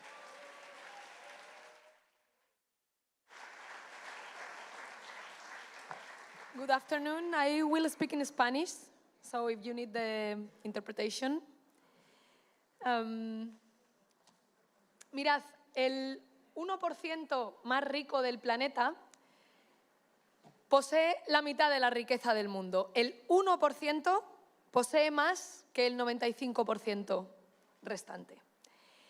Tienen una fortuna de 210 billones de euros. So we have a lack of 212 billion euros. So imagine how much money this is. So if we put 212 billion euros and made a mountain with 200 euros banknotes, we would get to the moon with this mountain. We would go around the world 6 times, and we could end hunger in the world twice. In the meanwhile, 50% of human beings on this planet have not even seen one of these banknotes, 200 euros banknotes, because amongst all the poor people, 50% of the people living on our planet, all of them represent only 2% of wealth. This is not changing very much in Europe, so I think that the question here is, how do we obtain this wealth? How do you accumulate all this money? Because in our society, they teach us to admire the rich, the white heterosexual with a suit and a tie, accumulating lots of money. Now, if one of you could make €1 million a month since 2026, as if you were Jesus, so getting to 2026, you, by earning €1 million a month in 2026 years without spending for food or for home, you would have never accumulated the wealth of the 3 richest men in the world. So you don't have to say that rich people create wealth, because I do not know any rich people who have worked for 2026 days of their lives. So, wealth is not honor, is theft. We live in a system where if you steal the rich, you are a thief and you go to prison. If you steal to normal people, you become a multimillionaire. And they force us to admire people who are stealing from us, thinking that one day or the other we will become like them. And then the problem is women, the problem is migrants, the problem is transgender people. The reality is that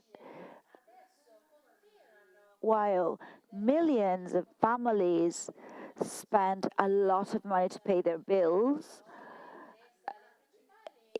Iberdrola, Endesa, the main energy companies in Spain, but it's the same for the rest of Europe, are making a record profits, 6 billion in the last year. And while rent is skyrocketing, people pay 60-70% of their salary to pay for their home.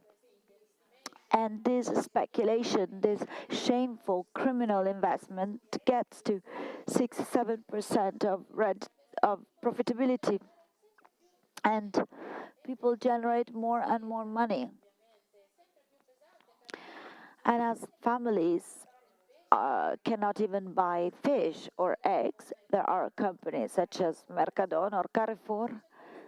These large companies are making so much money. 1.7 billion just for Mercadona in Spain.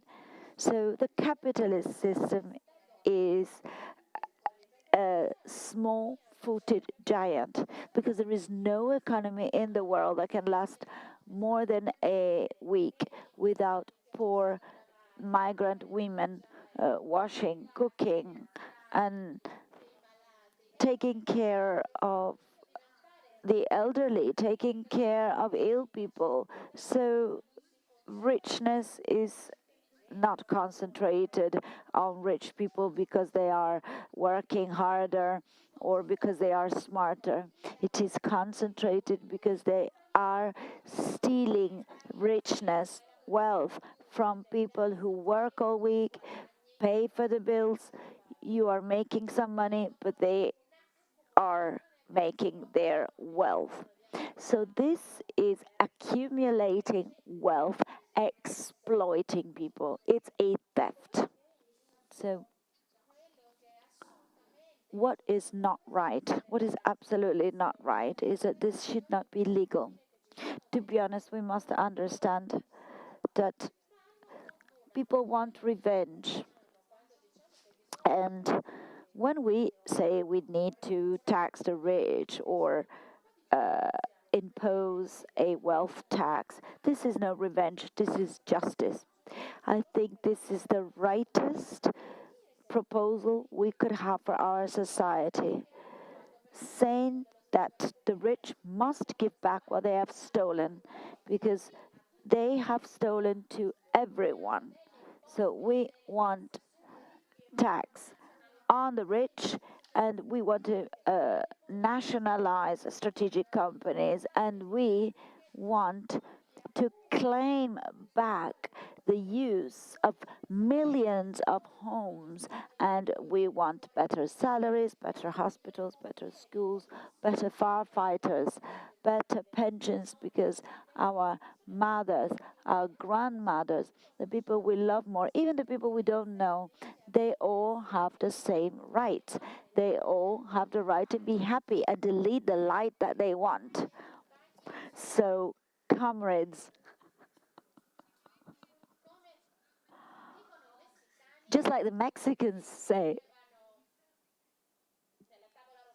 before in the round table they were saying, if you tax the rich, they'll go away. And maybe, yes, well, let them go. Let them go steal somewhere else. So tax the rich and free Palestine. Thank you.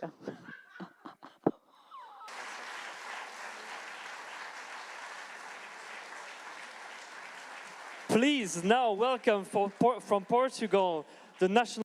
So now I'm going to introduce José Manuel Pureza, National Coordinator of Bloco de Esquerda.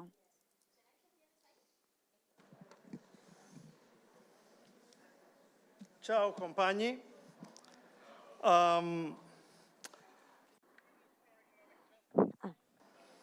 And for a shared burden, for a fair share of the burden of financing public services faces a huge challenge.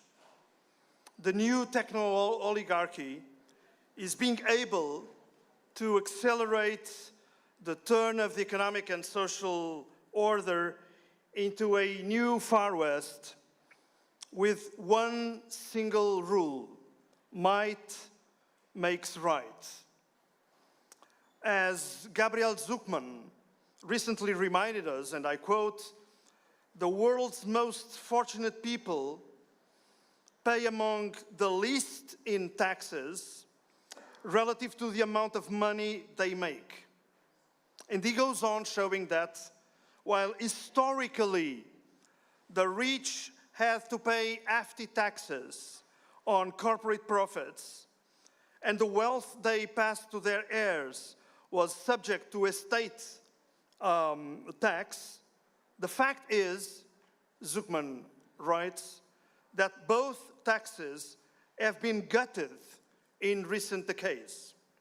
So, faced with this new form of the capital's hegemony, it is worth perhaps looking for the past for inspiration. The Portuguese poet and playwright Almeida Garrett, who lived in the 19th century, dared to question the accumulation of wealth when another Far West, the Industrial Revolution, took place. And let me quote this 19th century author. "I ask the political economists and moralists whether they have ever calculated the number of individuals who must be condemned to misery, excessive labor, demoralization, infamy, degrading ignorance, inescapable hardship, and absolute poverty in order to produce one rich man." And Almeida Garrett was pointing to a very simple fact: the wealth of the rich always springs from the poverty of the poor. The political economists and moralists of Garrett's time are today the liberal government officials of our countries and the technocrats of the European Union. And they too have, just like their 19th century predecessors, one single answer to Garrett's question. They say that everyone gets what they deserve, and they call it merit. What they call merit is in fact what fractures societies and sets people against each other.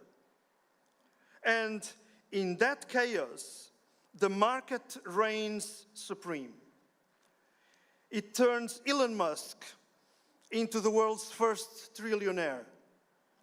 It allows hundreds to engage in tax evasion through offshore tax havens.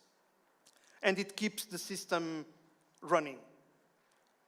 But I would like to tell you something else. This week, workers in Portugal organized a general strike, the second in 6 months. Millions of people came together to fight for their rights. And to me, this is a powerful sign of hope. The growing struggles in Portugal against, for example, the privatization of public beaches are signs of hope. The mobilizations of rural communities in Portugal, resisting to the destruction of their territories by the greed of multinational mining corporations, are signs of hope. In all these struggles, there is a common force, and it emerges at the moment when someone who says usually, "I have a problem," starts saying, we have a problem. The movement that begins in that moment is unstoppable. So, although it is true that the struggle for economic justice is long and difficult, I am deeply convinced that we are closer to winning this struggle. This struggle against the exploitation of the many, disguised as the merit of the few, as a political subject. It is the collective we of Portugal's general strike and of so many other collective struggles across Europe and across the world. What we are doing here today in Milan is bringing together that collective we from all our countries. We are uniting all those people across Europe who understand that behind every rich and prosperous man, there are hundreds of unhappy and impoverished people, and that the time has come to turn the tide. Thank you.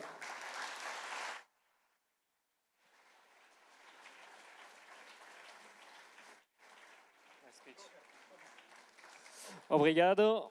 Now we're going from Portugal to the other side of the continent, to Finland, to welcome the chair of Vasemmistoliitto from Finland, please, Minja Koskela.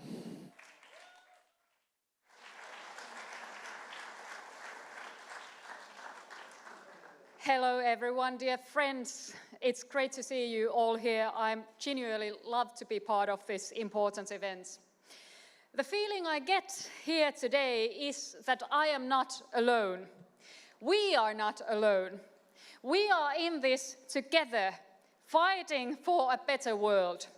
A world that is just and fair for workers, for the unemployed, for those who are marginalized and oppressed. The fight is not easy, I'll give you that.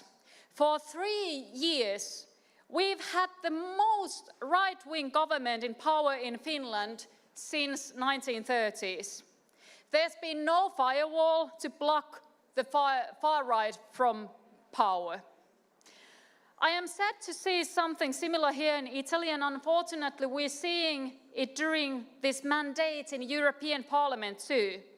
In solidarity, I want to share the experience we've had during the last 3 years in Finland as an example of what happens when the traditional conservative right forms an alliance with the populist far right. The policies they've implemented in Finland have been catastrophic for low-income and working-class people. They've cut social benefits and they weakened worker protections in a historical way. They've made the lives of immigrants even more difficult than before. And all this happened while before the last elections, the far-right claimed they are the ones who stand up for working people and low-income families. What a lie that was. What we've seen, what we have seen and what we, of course, already knew, they, the far right, don't care about the regular people at all when they get power. Instead, they've taken on the economic agenda of the traditional conservative right that is directly opposed to the interests of workers and people struggling with low incomes. So much for standing up for the working people. Dear friends, I will say this very clearly. The far right betrayed, they absolutely betrayed the working class people of Finland, and they will do it elsewhere and everywhere if they get power.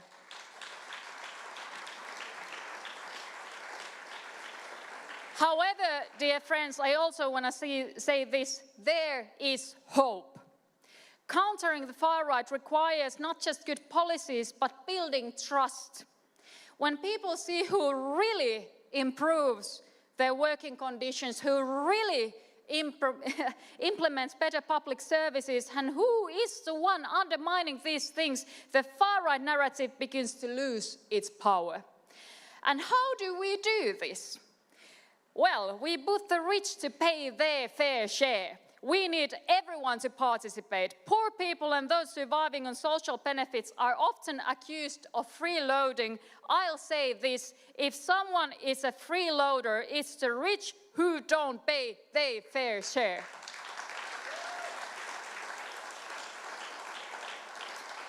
To correct this, we've proposed a millionaire tax in Finland. A very modest 1% tax on those worth more than €1 million. And what have we seen? It actually resonates with a lot of people.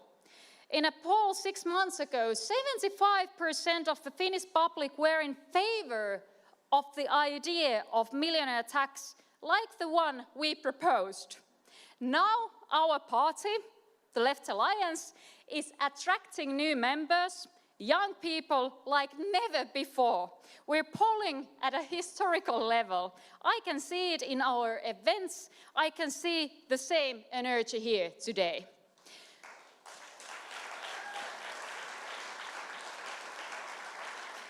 So, dear friends, there is hope.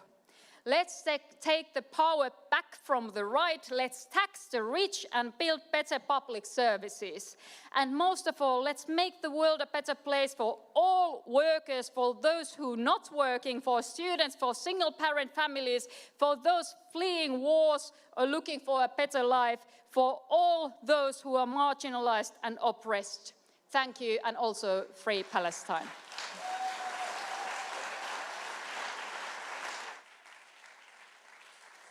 Thank you very much. Warm welcome to Minja's neighbor from Sweden, Jonas Sjöstedt, member of the European Parliament. From Sweden, yep. Thank you so much. It's really great to see you here. Special thanks to Sinistra Italiana for organizing this fantastic event.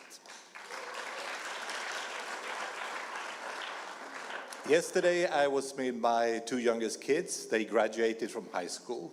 It was a bittersweet moment because I know the house will be very empty once they have left, but of course they should go.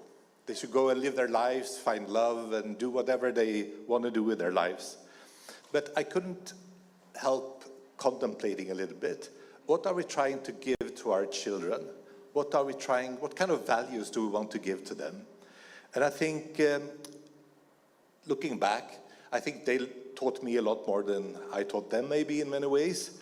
But I think some things unite us as parents. If we want our kids to be good people, good persons, we try to teach them to share, to cooperate. And if you get a lot, you share the stuff you got with your friends. You learn how to appreciate what others do for you. You learn how to say thank you when somebody helps you. And you learn that some people are not as fortunate as you are, and you should never, ever look down on them. I think many of us as parents try to give these values to our kids. But it seems that maybe the billionaires need this advice more than our kids sometimes. Because if we look at how they actually are behaving in our societies, it's like they think they are entitled to so much more than everyone else. It's like they think they have the right to make decisions for millions and millions of people. And they are never really happy. They're never really satisfied. They always want more. More money, more power, and pay less taxes. That's their logic. And this really hurts. It really harms our societies. Because we know when so much wealth gathers in so few hands, when they pay less and less taxes, there will be less money for schools, less money for hospitals, less money for railways, and all the other things that we need together. It shapes our societies fundamentally. It also shapes how we view each other as human beings. We know that equal societies are the best societies. And there's solid evidence for that. We know that in equal societies, people live longer and have better health, better physical health, better mental health. Equal societies tend to have lower criminality. They tend to have larger trust between people and less fear between people. They tend to have better school results, and maybe most important of all, they give every kid a fair chance the first day they go to school, full of aspirations. And we know it's good for democracy to have more equality. With all this power this money gives the billionaires, they think they have the right and the power to form our lives. They think they have a certain right to get their will through in politics, and they get direct access to ministers and EU commissioners who listen to them and who far too often copy-paste their proposals. And I think of this image sometimes when Donald Trump was inaugurated in Washington, how the richest and the most powerful men literally were standing behind him. He's their president. And many of them, like Elon Musk, the very richest man in the world, campaign openly for fascist and racist ideas with their money. It harms our democracy. The super rich, they are also standing in the way for the green transition. 100 large enterprises in the world emits the 70% of the greenhouse gas emissions. That has to change, or we will not succeed in the green transition. Who owns this company? Who has the ability to take decisions of changing them? It's the super rich. But it's the poor in the world who will feel the effect by the lack of change. And the lifestyle of the super rich, with their private jets, their huge yachts in the Mediterranean harbors, their villas and palaces, is absolutely unsustainable if we are to win the battle against climate change and cut emissions. It has to be done with justice. And it looks like they view each other as heroes. But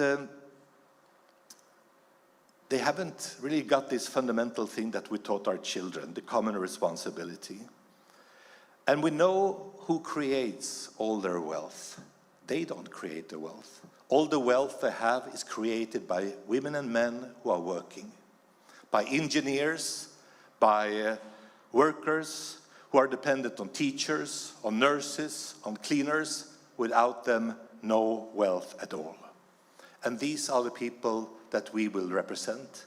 And we will start in Sweden in September, where we have general elections. And it looks good. There is a progressive majority. We think we will throw out the right and the extreme right from the government, and we think that the left party will enter the government with the Social Democrats and the Greens. Nothing is won yet, but it's looking good. We have it in our hand.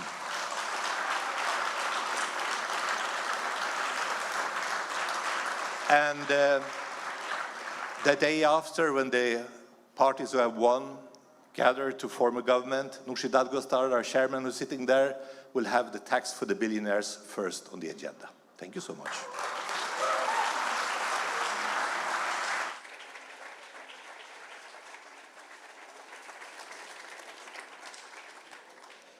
Thank you. Adesso, Grazie. italiana del Parlamento. And now, Secretary General from Italian Left-Wing Party, Ilaria Salis.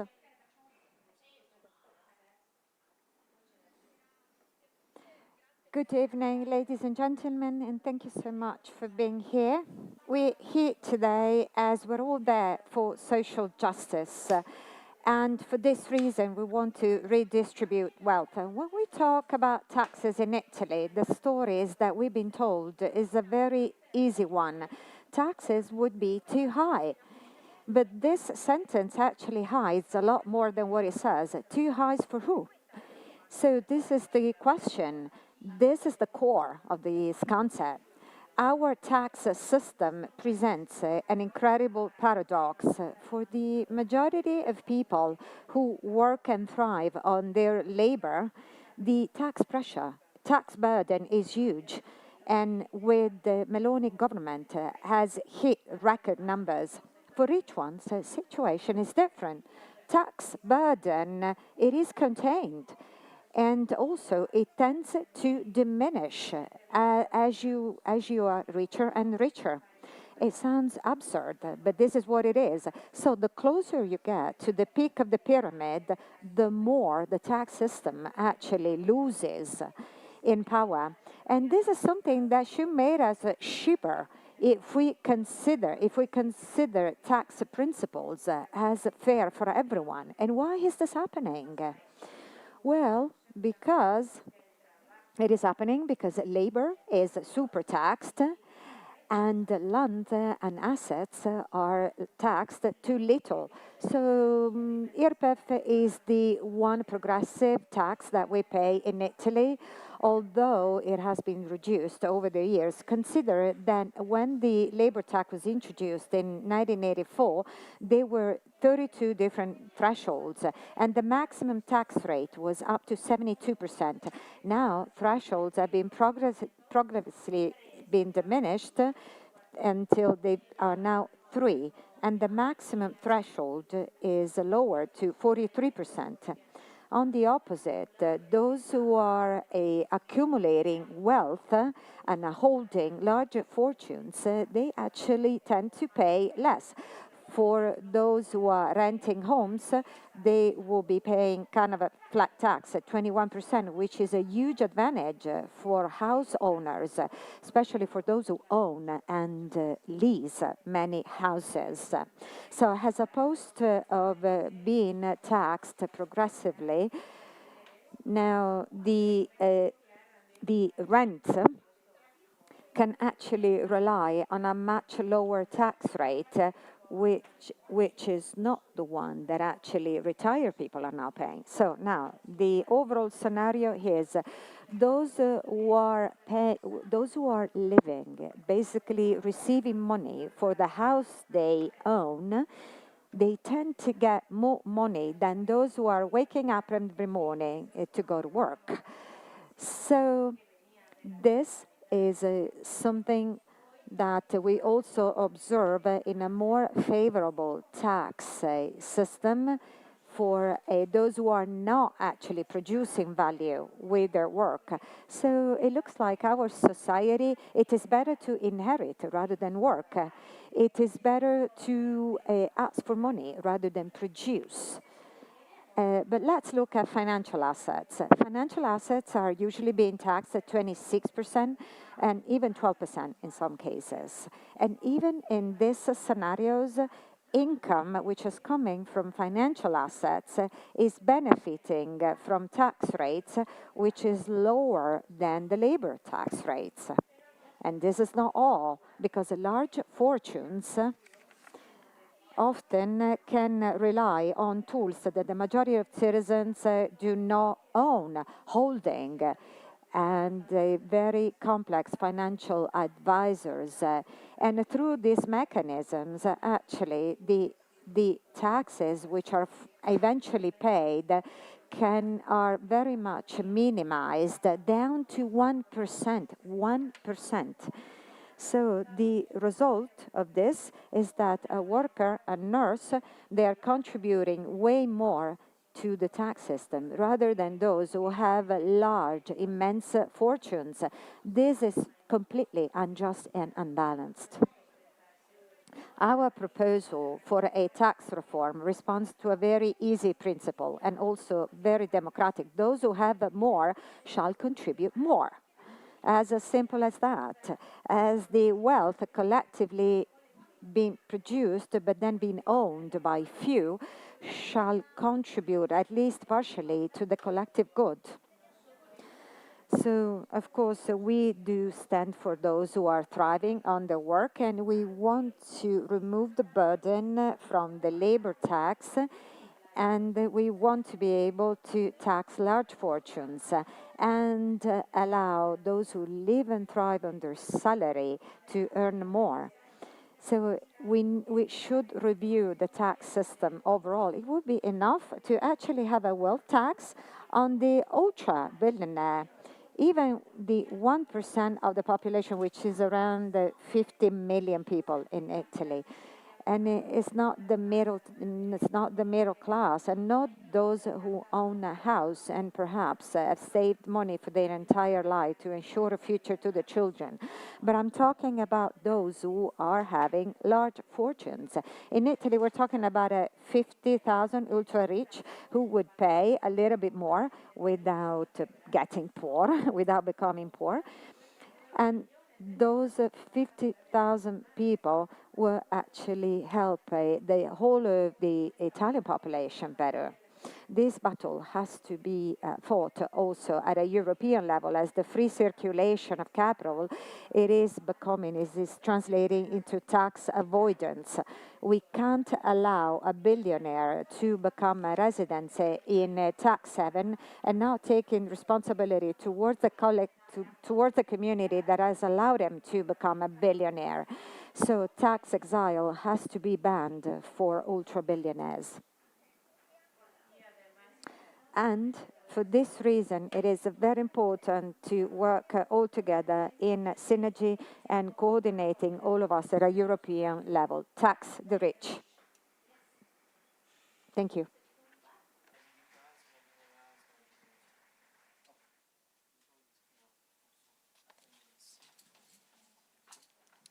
Thank you very much. Next in line, from Slovenia, Levica, Luka Mesec.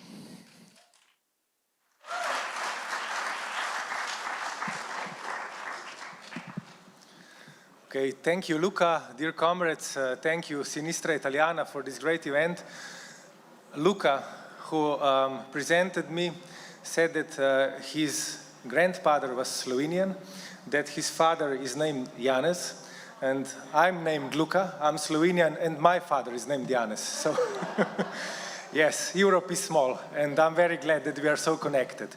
So Lucas said that I should introduce my own title, because in the announcement it said that I'm the Deputy Prime Minister of Slovenia and Minister for Labor, Family and Social Affairs. Well, unfortunately, that stood up until this morning, because this morning we have lost the government in Slovenia. So there's a very grim day today for Slovenia. We were one of the few progressive havens in Europe still struggling, in Europe that is going rightward, and unfortunately we lost the election, and we lost them in a manner unimaginable for me up until a few months ago. Namely, in the last week there was clear and absolutely transparent involvement of Israeli security services in Slovenian elections. That was one thing that happened, because we recognized Palestine. We decided to put a persona non grata for Benjamin Netanyahu and his compatriots.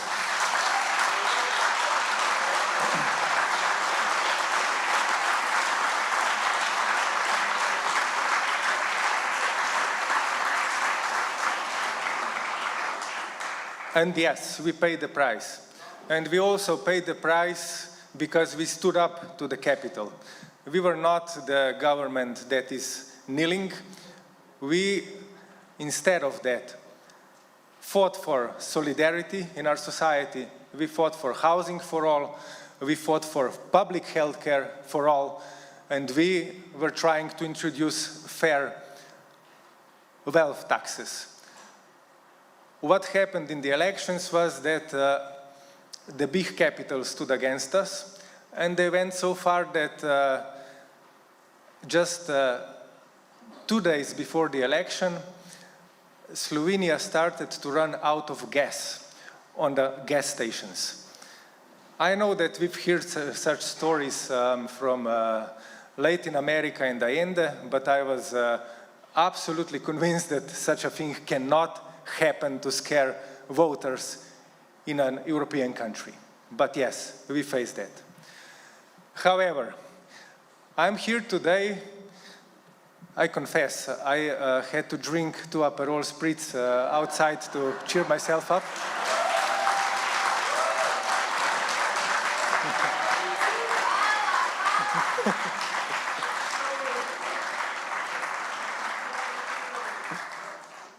But I'm here today because it is urgent.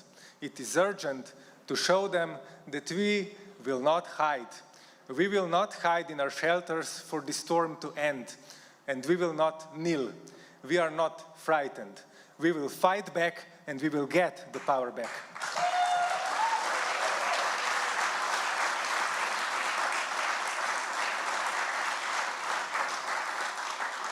And I'm very glad, as a neighbor, that comrades in Italia are organizing, that we have a Sinistra Italiana that looks absolutely prominent, as I am very happy that finally we can see that European left is gathering together, and we are not entrangled in our own struggles between each other, who's more left and who's less left, and who's more pink and who's more red, but we are marching together.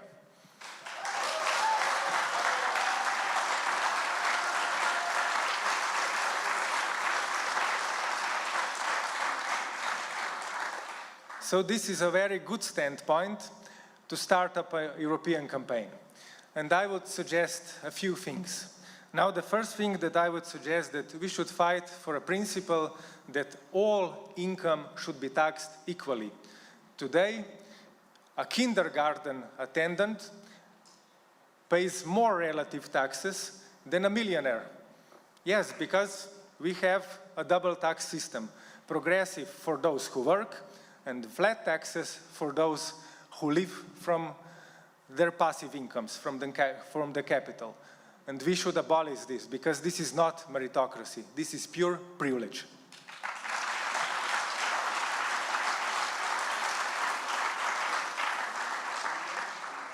Second, we should fight for that the EU establishes minimum taxation standards. Because you know what we heard in Slovenia when we raised the taxes. They said, you are making our economy uncompetitive. Capital will flee to other countries that are more friendly to it. And we should absolutely do everything that is in our power to stop this at European level. We should set minimum standards for capital taxation.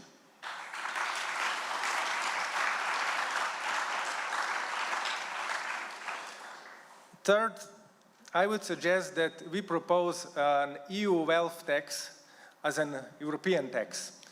A tax that would support projects by the European Union and would be paid by millionaires and billionaires here. And to send a clear message, we are not talking about small fortunes here, people who own a house and an apartment. No, I'm talking about people who own 1 million, 10 million, or even 100 million. We should tax them.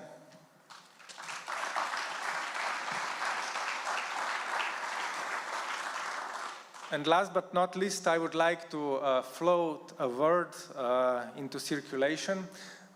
It is called pre-distribution, because we redistribute when wealth is already created and taken into the hands of the few, and then we tax the few to get the wealth back. That is not the optimum way how to get the wealth back. Because as Jonas said before me, how exactly is the wealth created? No, it is not created by a single genius individual. It is created by thousands, tens of thousands, or even hundreds of thousands of individuals who work for him and his wealth.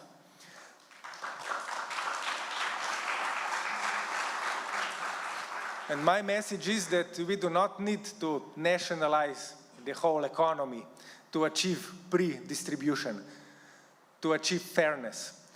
We have models that are functioning, playing around us. We are in Italy.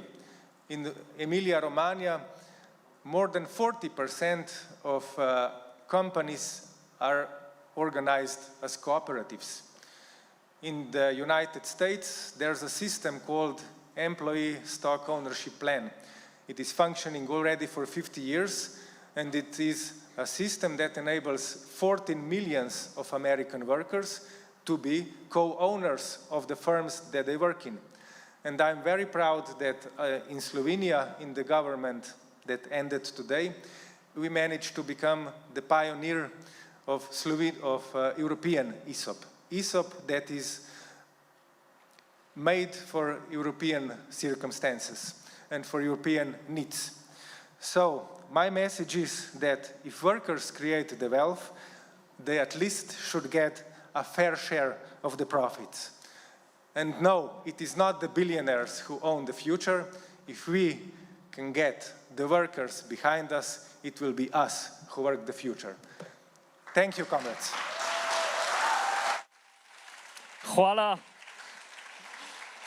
Thank you, Luca. And next, from Basque Country, member of the Basque Parliament, Nerea Cortarena.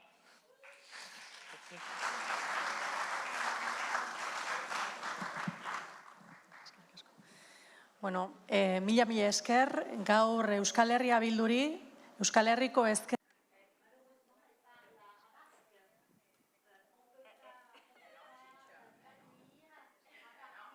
Sinestrari. Muchas gracias a ella y a la Sinistra Italiana.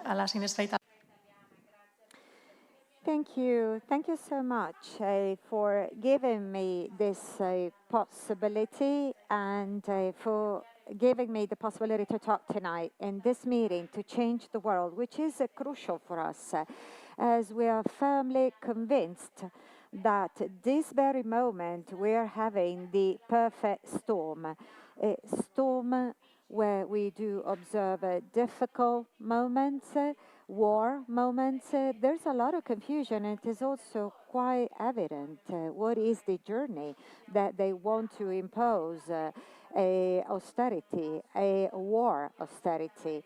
And the justification is that they want to raise and increase the expense and the investment into weapons. There is always austerity when wars happen, and we're being dragged into it, and they have economic repercussions that will last over time, and that also take with it an increase in the spending power, and which is making even more difficult for workers who are becoming more and more precarious.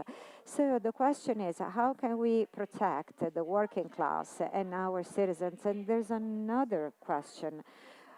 How can we do all of this when public services nowadays are very much experiencing a slowdown, responding to these risks that we know of, retirement, education, and healthcare? So what can we do when we observe such a social gap, which is impacted by huge crises?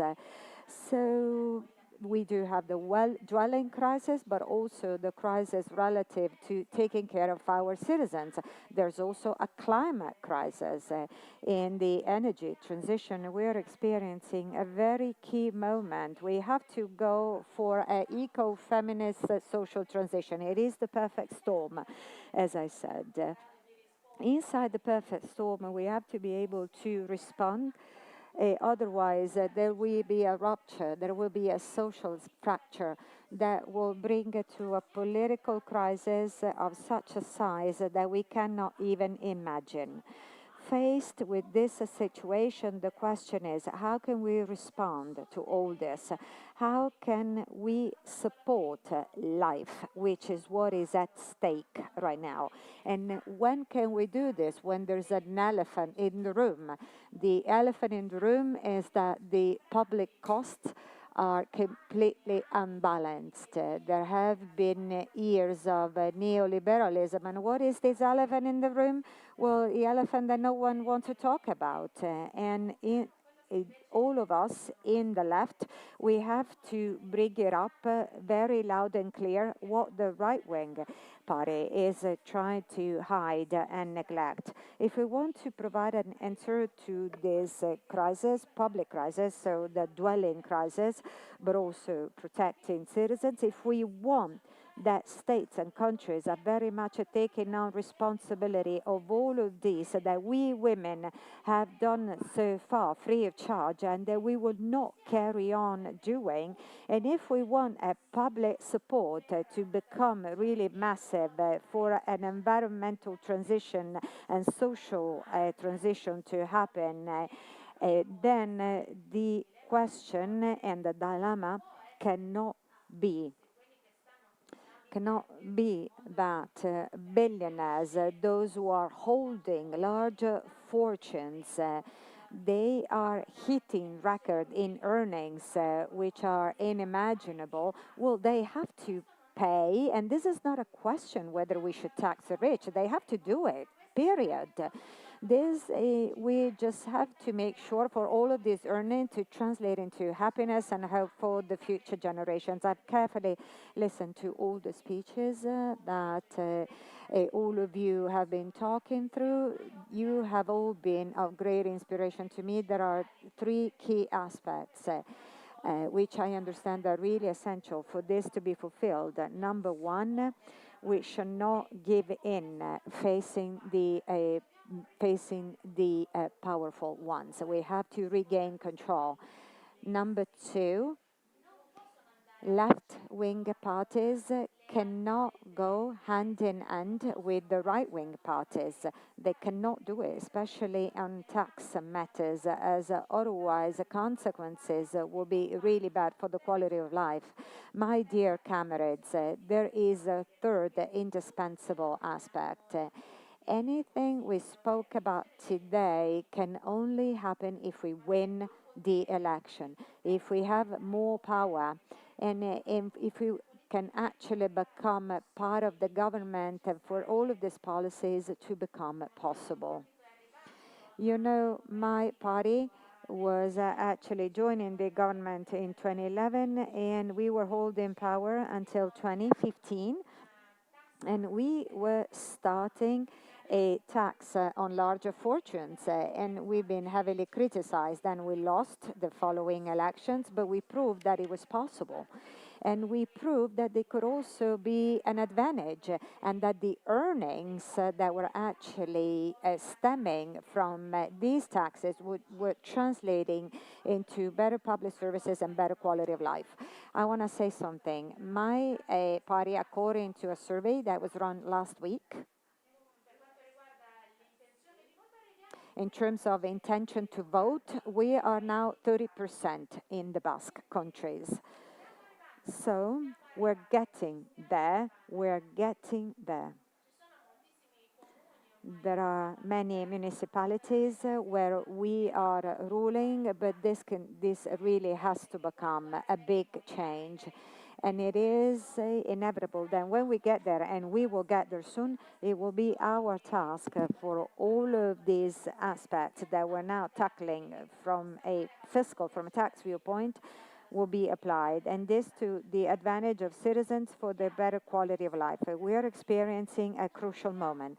There are no different options. We shall not be reluctant. There are no other options for the left-wing party. These tax policies have to be applied 100%. We should not be confused because there's a lot at stake. At stake, there is a credibility of democracy, and at stake there is also the possibility of giving a future of happiness to the future generations. And it is evident that if we're able to apply these policies, and this will only happen if the left-wing parties can regain power, you know, the right wing may get upset. They may get upset, let's say it like this. But I'm sure that many will not be able to understand what is best to do. So maybe some societies will be against this, but that would only be the last days of this. And we cannot actually consider any other options. Yes, are there any more options that we may consider? No, there's no other option. This is a common sense. And it is an overall sentiment that is being shared by the majority of the society, which is requesting for a different future, for different policies, requesting happiness and hope. Thank you. Thank you very much. Please, from Denmark, the party leader of the Red Green Alliance, Pelle Dragsted.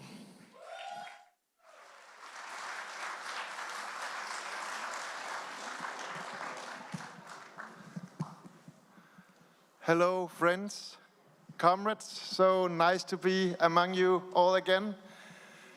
A big thanks to Sinistra Italiana for hosting this great event, and for the ILA for just continuing to building this strong common European movement. We're so happy to be a part of it and very proud to be among all of you. In these sometimes dark moments, I'm happy to be able to bring you some good news from Denmark. 2 months ago, we held a general election, and not only did our party, the Red Green Alliance, for the first time become the biggest party in our capital, Copenhagen, in the capital region. The combined forces of the combined progressive forces to the left of the centrist Social Democrats had our best election result ever in the history of Danish democracy.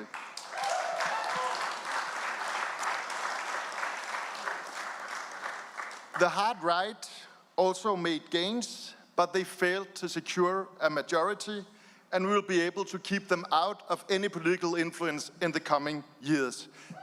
That was an... Thank you so much.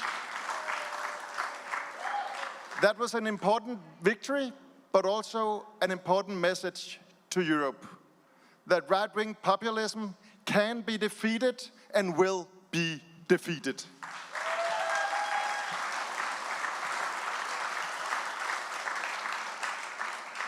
For the last 2 months, we have been engaged in really harsh negotiations among the parties of the center and the left.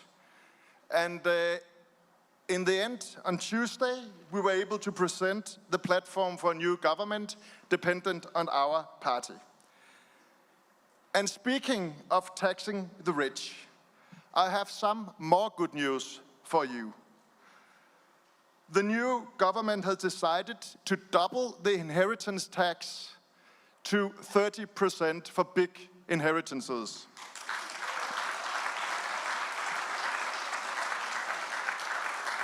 We will place a strict cap on tax deductions for big interest payments. We will close tax loopholes for millions and millions of euro in the corporate tax. And even better, the revenues of all these taxes will be used to the benefit of the people. We will cut VAT on food by half, while introducing zero VAT on all fruit and vegetables. We will increase pensions for the poor pensioners. We will make public transport free for kids and young people up to the age of 22.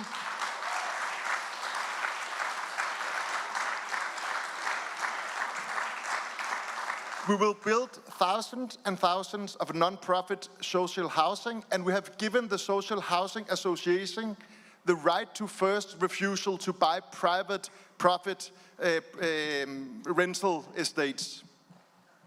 And finally, friends, and I'm so proud to be able to tell you that, we have decided to make dental care free for everyone.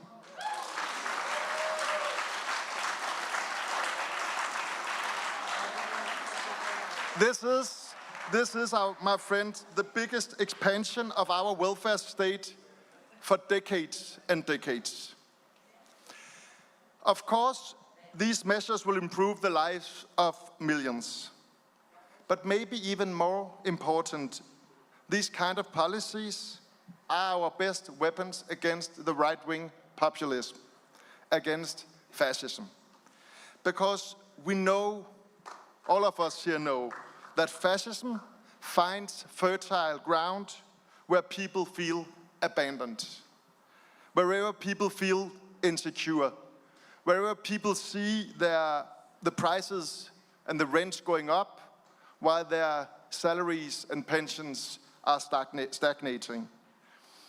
And as the Jewish philosopher Walter Benjamin wrote before he was killed, fleeing the Gestapo, he said, behind every successful fascism lies a failed revolution. Behind every successful fascism lies a failed revolution, because fascism feeds on real and understandable feelings of resignation and fear and frustration among ordinary people. The very same emotions that could have sown the seeds of solidarity and socialism.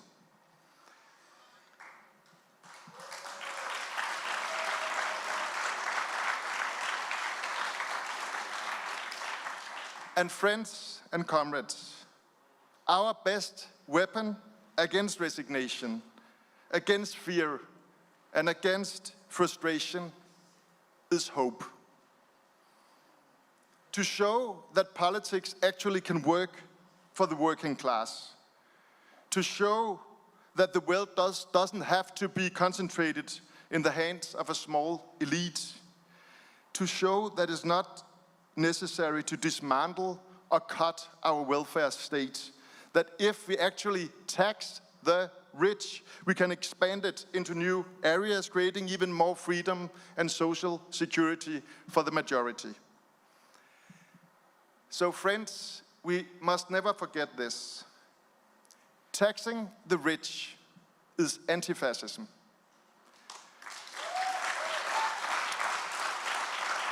Fighting inequality is anti-fascism. Expanding our welfare state is anti-fascism. And standing here in Italy, the birthplace of fascism, but also the birthplace of anti-fascist resistance and victory. And standing here with comrades,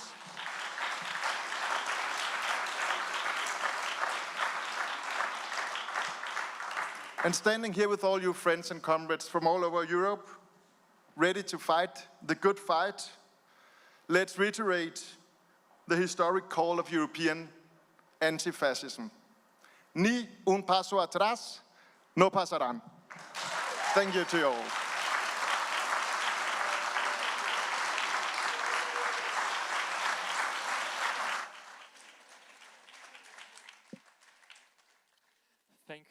Thank you very much.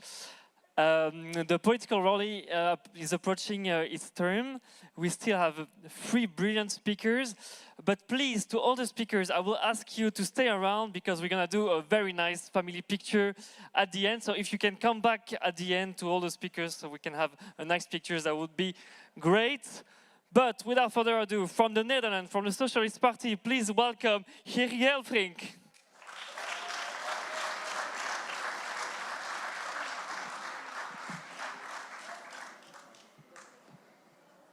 Grazie mille, Sinistra Italiana.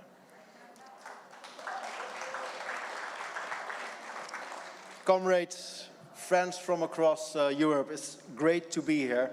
I stand here on behalf of the Dutch delegation of the SP, together with Bastiaan van Apeldoorn, our senator, and Sarah Dobber, our MP, and we are very proud to be here because we want to tax the rich. Earlier today, here in Milan, we went to the museum and we stood before a famous painting, Giuseppe Pellizza da Volpedo's masterpiece, The Fourth Estate, Il Quattro Stato. If you visit Milan, you have to see this painting. It's a vast crowd of workers, men, women and children, and they march forward together out of the shadows. And into the light, their faces are serious, determined, yet full of quiet strength. No single leader stands above the rest. They move as one body, united in purpose. This is not a riot of anger. This is the working class, calmly and powerfully claiming its rightful place in history. It's the fourth estate rising. That painting, created more than a century ago, speaks directly to our struggle today. Look around Europe now. Working people are once again on the march. Not always in the streets, but every single day in the fight to survive. Rents are exploding. Energy bills are crushing families. And food prices make ends meet feel impossible. Meanwhile, a handful of billionaires watch their wealth soar to unimaginable levels. They buy political influence, write the rules to protect their fortunes and dodge taxes through loopholes and havens. They undermine our democracies while making life unaffordable for the very people whose labor create their riches. The painting shows us the way forward. Just as these workers refuse to remain in the shadows, we must refuse to stay divided or defeated. The fourth estate, the working class of Europe, must rise again, together. That's why we fight for a bold tax on the rich. A real wealth tax on billionaires and multimillionaires. Close the tax havens. Make capital pay its fair share, exactly as labor does. Use that money to build millions of affordable homes. Strengthen public services. Guarantee decent wages and protect our planet for future generations. From Milan to Manchester, from Stockholm to Lisbon, from Athens to Berlin, the working people of Europe are one. The painting of Giuseppe Palizza dal Volpedo teaches us what unity looks like. Today, that unity must become our greatest weapon. The light is ahead of us. Let's walk forward together. Let's tax the rich. Let's tax the billionaires out of existence and make it so that every European can afford to live with dignity. Thank you.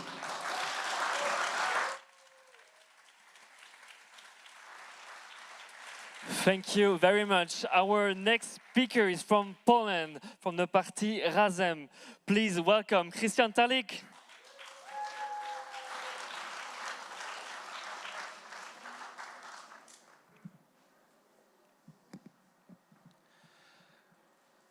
Grazie Sinistra Italiana. Thank you for organizing this beautiful event.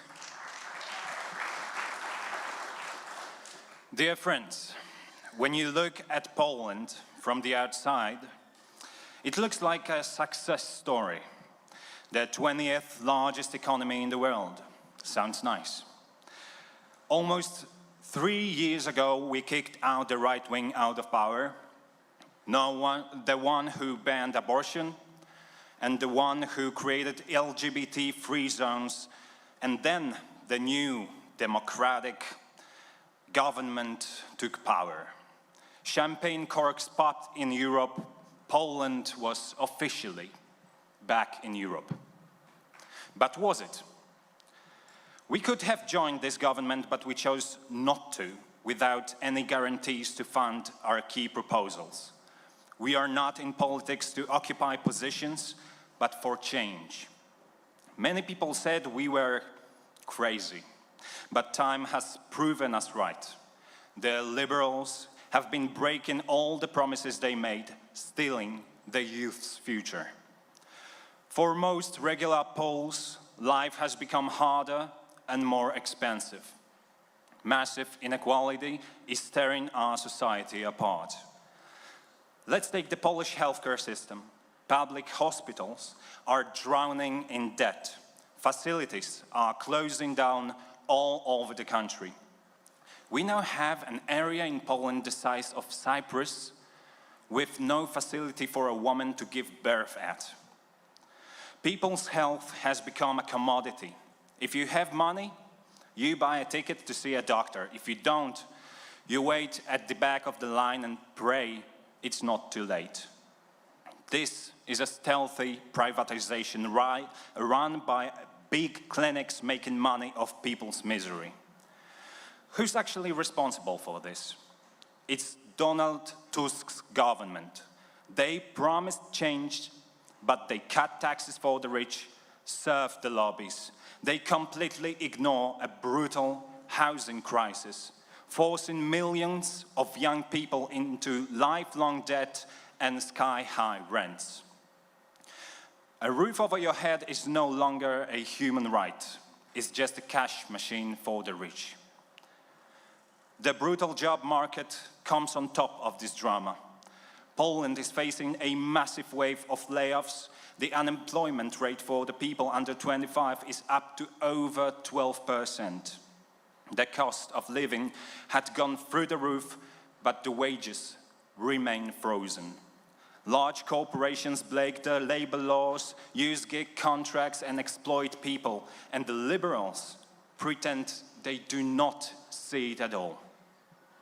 What follows is what we see in Poland, in Italy, in France, all across Europe. They abandon people and we get righteous anger. Now is the far right that is stealing that anger. They approach the forgotten people and say, hey, we see you, we can hear you. And this should be us. We need to be there. We need to turn that anger into solidarity. That's why the role of the left focusing on economic justice is vital today. Our job is not to hide in safe spaces. Our duty is to go where the left is absent today, to talk to regular people in plain language and just listen. If we don't get our hands dirty in the real fight for people's rights, we don't deserve a damned vote. Since our very first presidential campaign of Adrian Zandberg last year, Razem has taken these words to heart. We are growing stronger with each day, despite everything. Big media, bankers, liberal propaganda.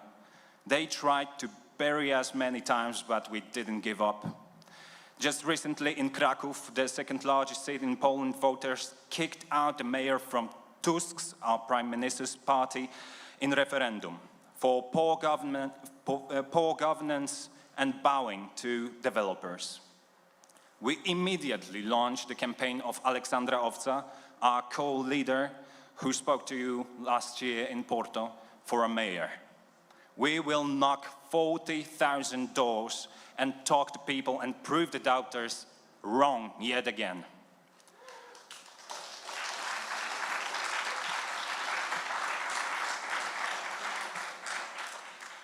Global corporations, oligarchs, the far right are all united across borders to protect their wealth and power.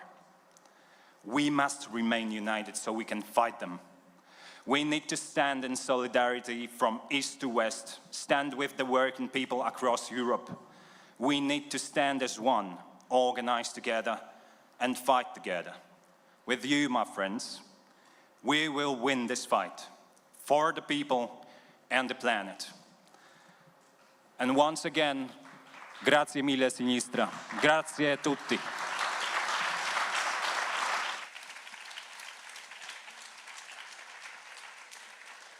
And now, last but not least, from Ireland, from Sinn Féin, Darragh Hughes.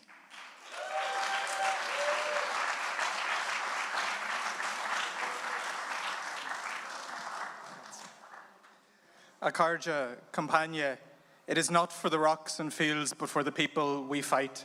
This maxim, popularized by the Irish Republican movement decades ago, defines our collective political struggle to this day. The scourge of inequality, of poverty, of hard work not paying is something we all must counter. This is what divides society the most. The cycle of poverty is vicious and nearly impossible to break. To paraphrase Rousseau, the first euro is harder earned than the second million. The only way to break this cycle is by giving people the opportunity to reach their potential in life. Decent housing, access to education, workers' rights, healthcare when it's needed, and a social protection floor through which no one can fall. And the only way that we can do that is with fair, progressive taxation regimes in each of our nations where those with little pay little and those with more pay more. Right across Europe, hard work is not paying off. Social mobility has stalled, opportunity restricted.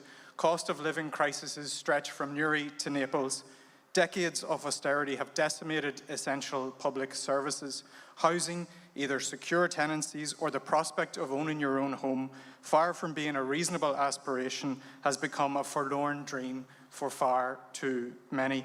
Stagnant wages, inflation, regressive changes to social welfare provision have all hit families and workers hard. And we're told by the political establishment that budgets are tight and savings need to be made, yet they refuse to tax their bodies and their donors an appropriate amount. Simultaneously, wealth is being increasingly concentrated in the hands of a tiny minority. The richest 5% in Europe now hold more wealth than they did in 2010, and the hoarding of extreme wealth by the 0.1% has steadily risen since the 1980s. High-tier earners and corporate taxpayers are supported whilst the tax burden is being heaped onto workers and consumers. This is what holds us back, what divides society more than any other factor. This is what must be addressed collectively and domestically by all forces of the progressive left. Those with the deepest pockets must pay more, not less, and those who need support must get it and not be abandoned to their fate. In the south of Ireland, a vastly rich state, poverty is on the rise. 2025 figures show that over 1 in 8 of our citizens now live in poverty. We're seeing larger numbers of older people, the long-term sick, workers and students entering poverty, with ordinary people ripped off and record levels of homelessness. Ireland's Conservative government sits on massive budget surpluses. It had to be dragged to the courts to collect Apple's unpaid tax. It has cut the budget to the Department of Housing in the midst of a housing crisis and delivered tax breaks to landlords and property developers. Sinn Féin would abolish the universal social charge for low-income workers. We'll support renters. We'll make our publicly bailed out banks pay tax, and we'll introduce a solidarity tax on incomes over €140,000. We will invest in our communities and start to reverse the damage caused by austerity and income inequality, because people need support now. In the north of Ireland, Sinn Féin's strength in office has shown what can be done with political will. Our poverty levels are slightly lower than Britain's, due in no small part to our refusal to implement welfare cuts cruelly dictated by Westminster. We will not doubly charge our vulnerable citizens for water or medicines. We have the backs of workers and families. Our Good Jobs Bill is the most transformative piece of workers' rights legislation the Northern state has ever seen. Right-wing elements continue to try and block these measures, but we, supported by our allies in the trade union movement, are committed to delivering real change for our communities. And we're doing all of this in the environment of having no taxation levers of our own. We have to deliver public services in the north with a woefully inadequate budget set by the British government in Westminster, a government that sets taxation policy for us and cares nothing about the people of the north of Ireland. Only with true financial and political independence can we ever properly address these challenges as a nation. Only Irish unity gives us the ability to build a fairer, better Ireland.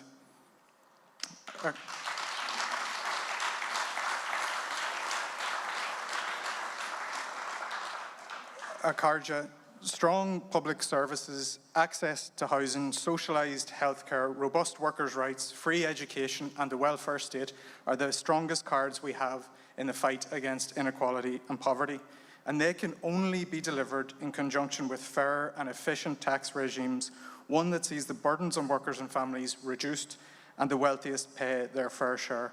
Now, on the surface of things, that task seems mammoth.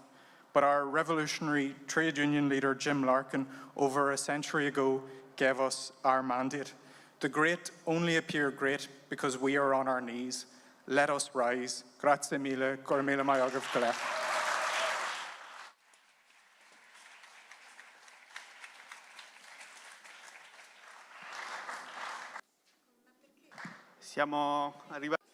So we are at the end of our long and exciting meeting. I'm going to start with some logistics.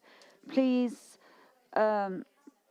remember at the end of the event to give back your headsets at the desk that you see outside. And then I wish to thank a few people, and this is not to be taken for granted. I wish to thank the Santeria that allowed us to hold the event in this wonderful place. All the people that produce work, that have booked the tickets, that have organized every single detail of this event. Thanks, everyone, you know. And I also wish to thank the interpreters who allowed us to communicate. And there is also a mistake, you know. We should draw some conclusions. I don't think there is anything to conclude here. I think this is just a beginning. A lot of things have been said. A lot of reflections, a lot of thinking. We have the duty not to lose ourselves because we have started a party together, you know, but we need to go home with some results. Taxing the rich and destroying inequality is very important. So I think we should truly stick to this. Thank you so much. Dimenticavo una cosa. So I was forgetting a fundamental thing. I have to ask all the speakers to come here for a family photo. Thank you so much.